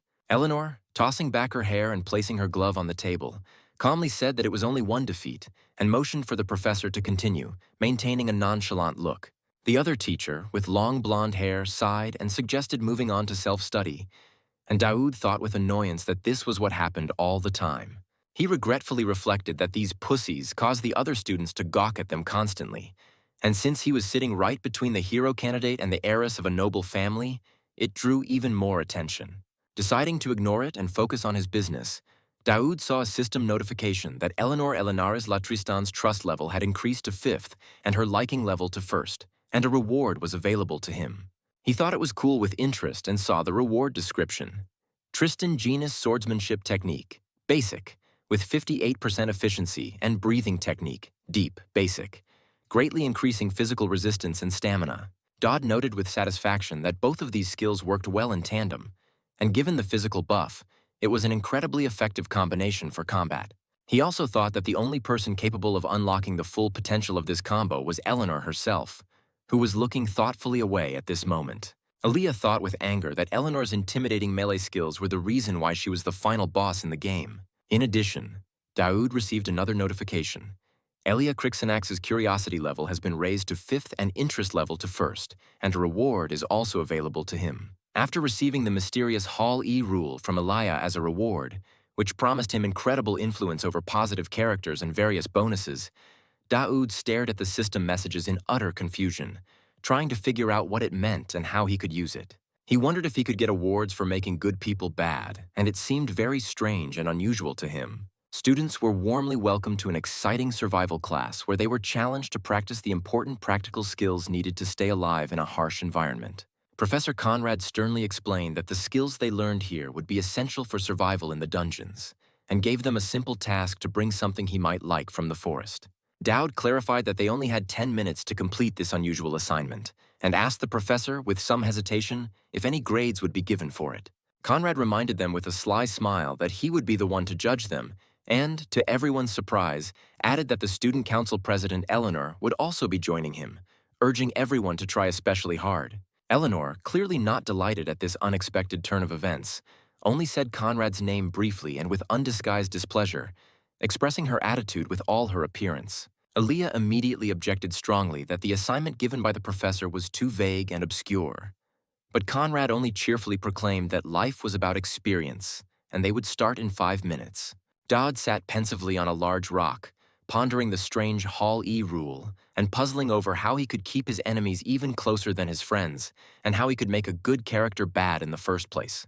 Aaliyah approached Dowd with a friendly and disarming smile, and unexpectedly offered to work together on this strange assignment from the professor. Daoud, clearly greatly embarrassed by her unexpected suggestion, hastily turned away and awkwardly advised her that she would be better off teaming up and working with her many buddies. Aaliyah, with a bright smile, immediately objected that he was her buddy too, after all. But Daoud mentally told her to stomp off to her main character's team immediately, even though she kept insisting that they work together. Suddenly, a girl in strict nun's attire appeared beside them, who stated with obvious and undisguised disapproval that it would be highly inappropriate, no matter how inappropriate, to interfere with their conversation. Aaliyah, completely oblivious to the stranger, turned to Daoud with a confident look and bluntly asked what was wrong with him and if he felt out of place. Daoud, lowering his guilty gaze, started to explain something inarticulately but immediately stopped, obviously not knowing how to express his true thoughts and serious concerns about their work together. He had at last with difficulty confessed to her that he did not think they were near enough for such responsible work together. And Elia, hearing this, was silent for a moment, her face becoming very serious. Aaliyah, a little offended but trying to maintain her dignity, said that it was certainly hurtful, but okay, and headed resolutely away, leaving Daoud alone with his thoughts. Daoud gave Elia a long look, wondering if he had been too harsh with her, and then he noticed that the girl in the nun's robes seemed quite annoyed by his words. Suddenly, the girl in the nun's robes addressed him by the name of Daoud Campbell, which caused him to raise his head in surprise, not knowing what she wanted from him. Suddenly, a tall, blonde-haired man with a massive spear in his hands, Talion Armand, appeared right in front of him and asked imperiously and demandingly what exactly Dowd's connection to the hero candidate was. Dowd immediately remembered that Talion was considered the toughest in their class after Elia and would be the intermediate boss in the first chapter of the game, and, not understanding what was wrong with him, evasively replied that they just happened to have a little chat. Talion contemptuously stated that it made absolutely no sense for a skilled and talented warrior like Elia to consort with him, and the system immediately notified Dodd that the positive character was greatly annoyed by his interference. And Talion added that there were many rumors about their murky duel, and demanded that he stop annoying Elia immediately. Dowd was surprised to notice that his status had been updated, as he had inadvertently fulfilled the condition of Talion's temper that made him angry. Talion, gritting his teeth, demanded that Dowd honestly admit whether his past victory over Elia was fake, and Dowd wondered if he could use a future intermediate boss to enforce the rule of evil. Looking at Elia, who turned to him, Daoud mentally assured Talion that there was no fake, even though the man claimed he couldn't hide the truth, and Daoud wondered if Talion himself wanted it that way. Daoud grinned, mentally suggesting to Talion that he knock him out with a single blow as well, so that he could finally feel the real difference in strength between them. Talion, with a haughty look, actually offered to fight Dodd so that he could experience the gulf in their abilities and realize who he was dealing with. He finished his thought with a challenge, saying loudly that it was necessary so that Daoud would feel the real difference between them and not be under any illusions. With his lips curled in a wicked grin, Talion smugly asked Dodd if he was willing to bet on the outcome of their proposed fight or new assignment. Then, with an important look, he also proposed the terms of the dispute. Which of them would get the highest score on this task, as if anticipating his victory in advance? Daoud looked at him with a slight chuckle, only thinking to himself that Talion was certainly a complete shikaz and clearly unhinged from such self-assurance. Eleanor suddenly appeared beside them, and Daoud, noticing her, immediately called out to the student council president, interrupting the impending conflict with Talion. Professor Conrad turned to Eleanor, asking if she was too relaxed with her grading, but she assured him with a nonchalant look that she was as serious as ever. Conrad was puzzled and demanded an explanation as to why Daoud always got the highest score, even though he had not even passed the distribution and was doubtful. Eleanor threw in carelessly with a slight smile that he had everything absolutely deserved, to which Conrad only skeptically interjected, "What are you saying?" She challengingly asked if he seemed unhappy with her grading, and suggested that he put himself in her shoes, or just observe Daoud enough to judge whether he deserved the top grade. Saying she'd be back soon, Eleanor turned to leave, but Conrad immediately stopped her, clearly unwilling to let her go so easily without an explanation. He bluntly asked her if she was purposely trying to stay close to Daoud, to which Eleanor of course said no, adding that she just didn't want to leave him alone with the heroine. Conrad suggested with evident suspicion that there was a high probability of something happening between them which should not, and asked permission for him to keep an eye on them, to which Eleanor only remained meaningfully silent. Aaliyah, meanwhile, was clearly not in the mood, reflected in her focused and slightly annoyed look that foreshadowed a storm coming soon. In the next instant, she rushed to attack the huge wolf with a fierce shout, displaying her incredible strength and fighting skills in her battle with the monster. Another student, a sturdy guy with red hair and a huge axe looking around, was surprised to think that there were so many strong monsters here, and was there really something meaningful to them nearby? While other students were discussing that the said point contained deposits of rare minerals for good grades, someone desperately shouted for help. Elia fought furiously at this time, fending off attacks with incredible strength, accompanied by bright flashes of energy around her and defeated enemies. The girl in the nun's robes, Trisha, noted with alarm that the color of Elia's aura clearly indicated negative emotions, and that she was furious, though she tried not to show it. A concerned Trisha approached Elia, who was standing by a fallen tree after the fight, and cautiously inquired if she had been okay lately. Elia replied with feigned nonchalance that nothing much had happened lately, but then added that if Trisha was worried about anything, she was ready to help. Despite Elia's words that nothing was wrong, Trisha noticed the dark aura on her chest and was afraid that her emotions might be about to take over. Trisha gently insisted that she could see how something was deeply troubling Elia, and wanted her to just confide in her and tell her about her worries. Aaliyah sighed heavily and sank to the ground beneath the tree tiredly, as if she no longer had the strength to hide her true state from her perceptive friend. She admitted with slight sadness that it must be so noticeable, and that Trisha certainly couldn't be fooled, thus confirming her speculation about her anxiety. Trisha suggested that it was all about Dowd Campbell, who continues to keep his distance while Aaliyah just really wants to be friends with him. Aaliyah confirmed with annoyance that they had been through a lot together, and she couldn't understand why he was so shutting her out, since it was completely unnecessary.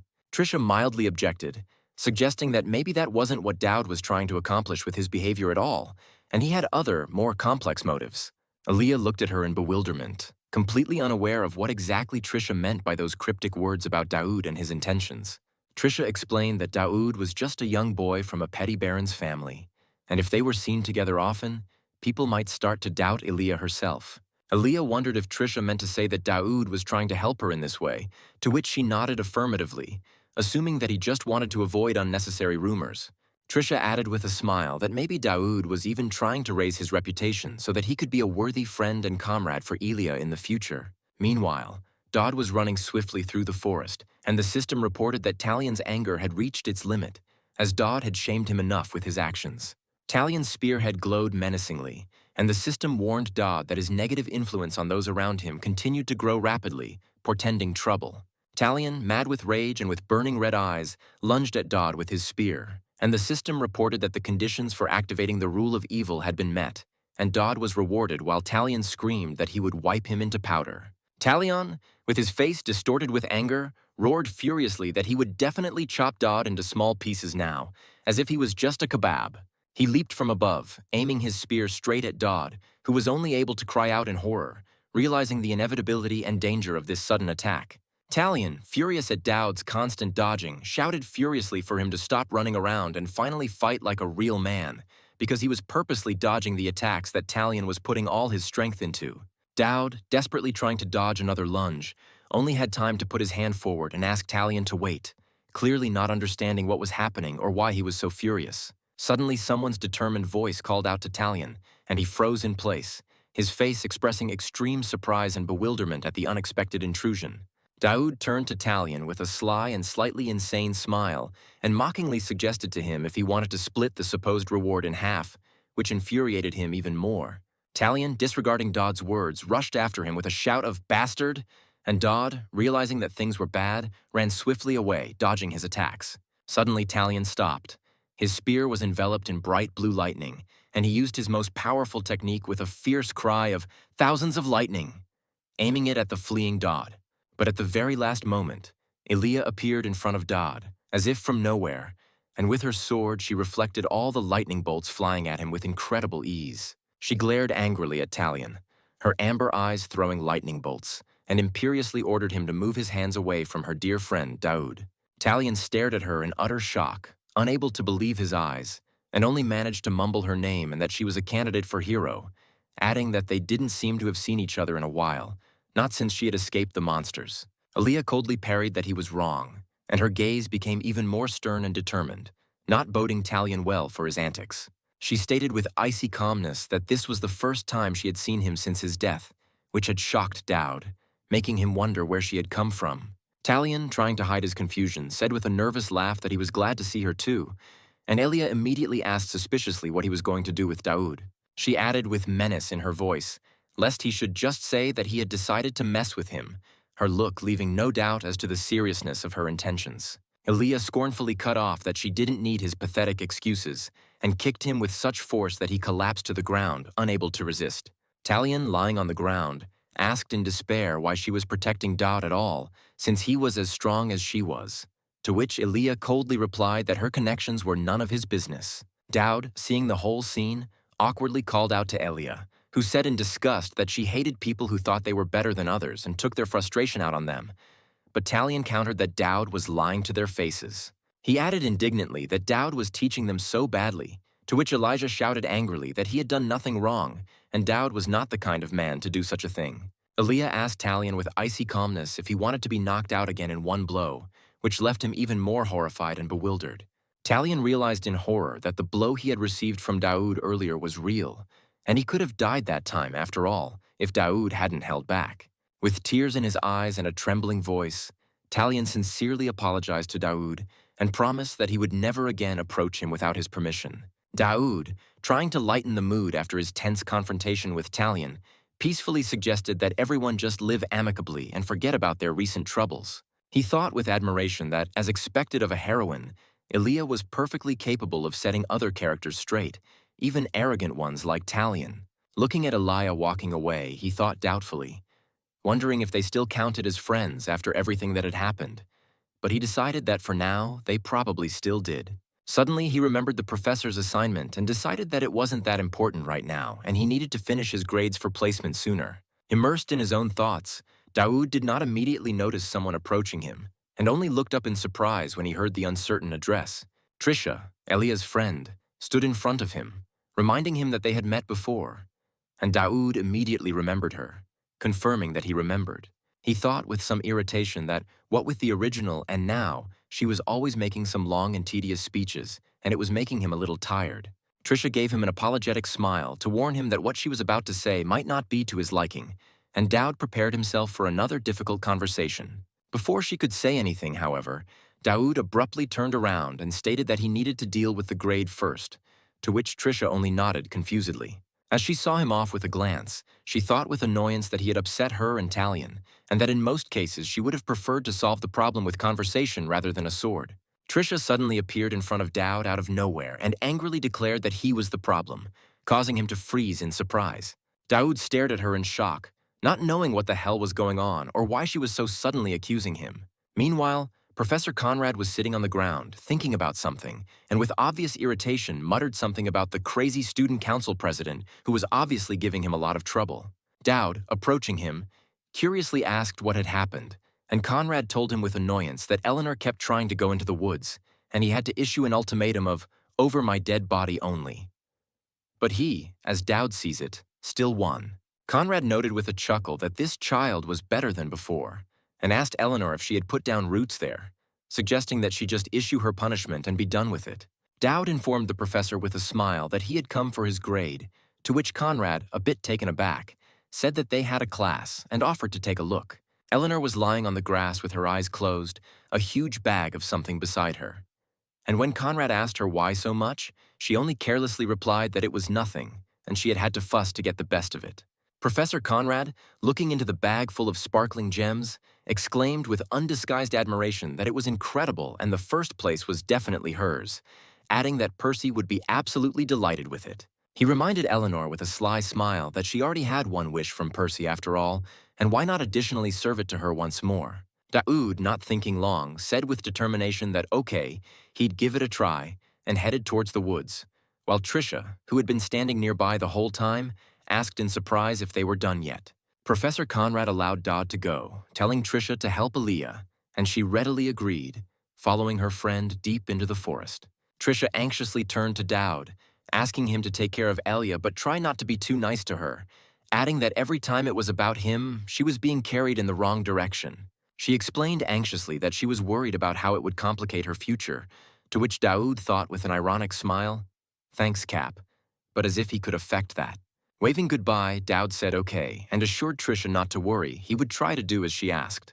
Trisha, left alone, thought hopefully that he had better try harder if he wanted to get out of this difficult situation, and began to concentrate some light energy. She reflected anxiously that Elia was not yet aware of it, but she could see that she was about to cross some dangerous line in her feelings. Daoud, meanwhile, was already heading towards the Faculty of Magic building, having decided to finally take advantage of his well-deserved wish from Dean Percy. Percy, the Dean of the Faculty of Magic, sat in her luxurious office with a lazy look and asked Daoud with some surprise if he had already come to ask for his wish. Daoud confirmed with a confident smile that yes, he did need something from her, the goddess of magic, but immediately mentally advised her not to suck up, as he wasn't going to do anything supernatural. He thought with some strain that he might be able to do it alone, but no one here would lift a finger until he voiced his wish. Daoud was determined that in order to get through the upcoming episode with the Washer Boss, he needed to prepare everything thoroughly, and since the rector told him to help in any way he could anyway, Percy warned him with a weary sigh that she would honor his request only if it was not a wish with some bad intentions, and asked him impatiently, so what he wanted. Suddenly, a system notification appeared in front of Dodd about receiving the reward for Elia. 500 points and 1 seed of evil that could be exchanged for special skills in the store. The system then showed Elia Crixanix's status. Negative seal, 1 stack, available to use the rule of evil once, which made Dodd wonder. Talion Armand had the same status. Negative seal, 1 stack, available to use the rule of evil once, and Dodd realized that the effects of the special skills were far more powerful than any items, and that should be enough. But he still had a lot to prepare. He thought uneasily that Dowd Campbell himself was too weak to cope with the other stronger form of eraser he would soon face. That's why he needed it. And he stated emphatically that he wanted a cannon, which would have greatly surprised and puzzled anyone in Percy's shoes. He clarified his unusual wish by saying that he wanted a cannon with which to blow the whole damn academy to hell. Percy, hearing such an incredible and insane wish from a mere student, only looked at him dumbfounded and asked bewilderedly if he was ill.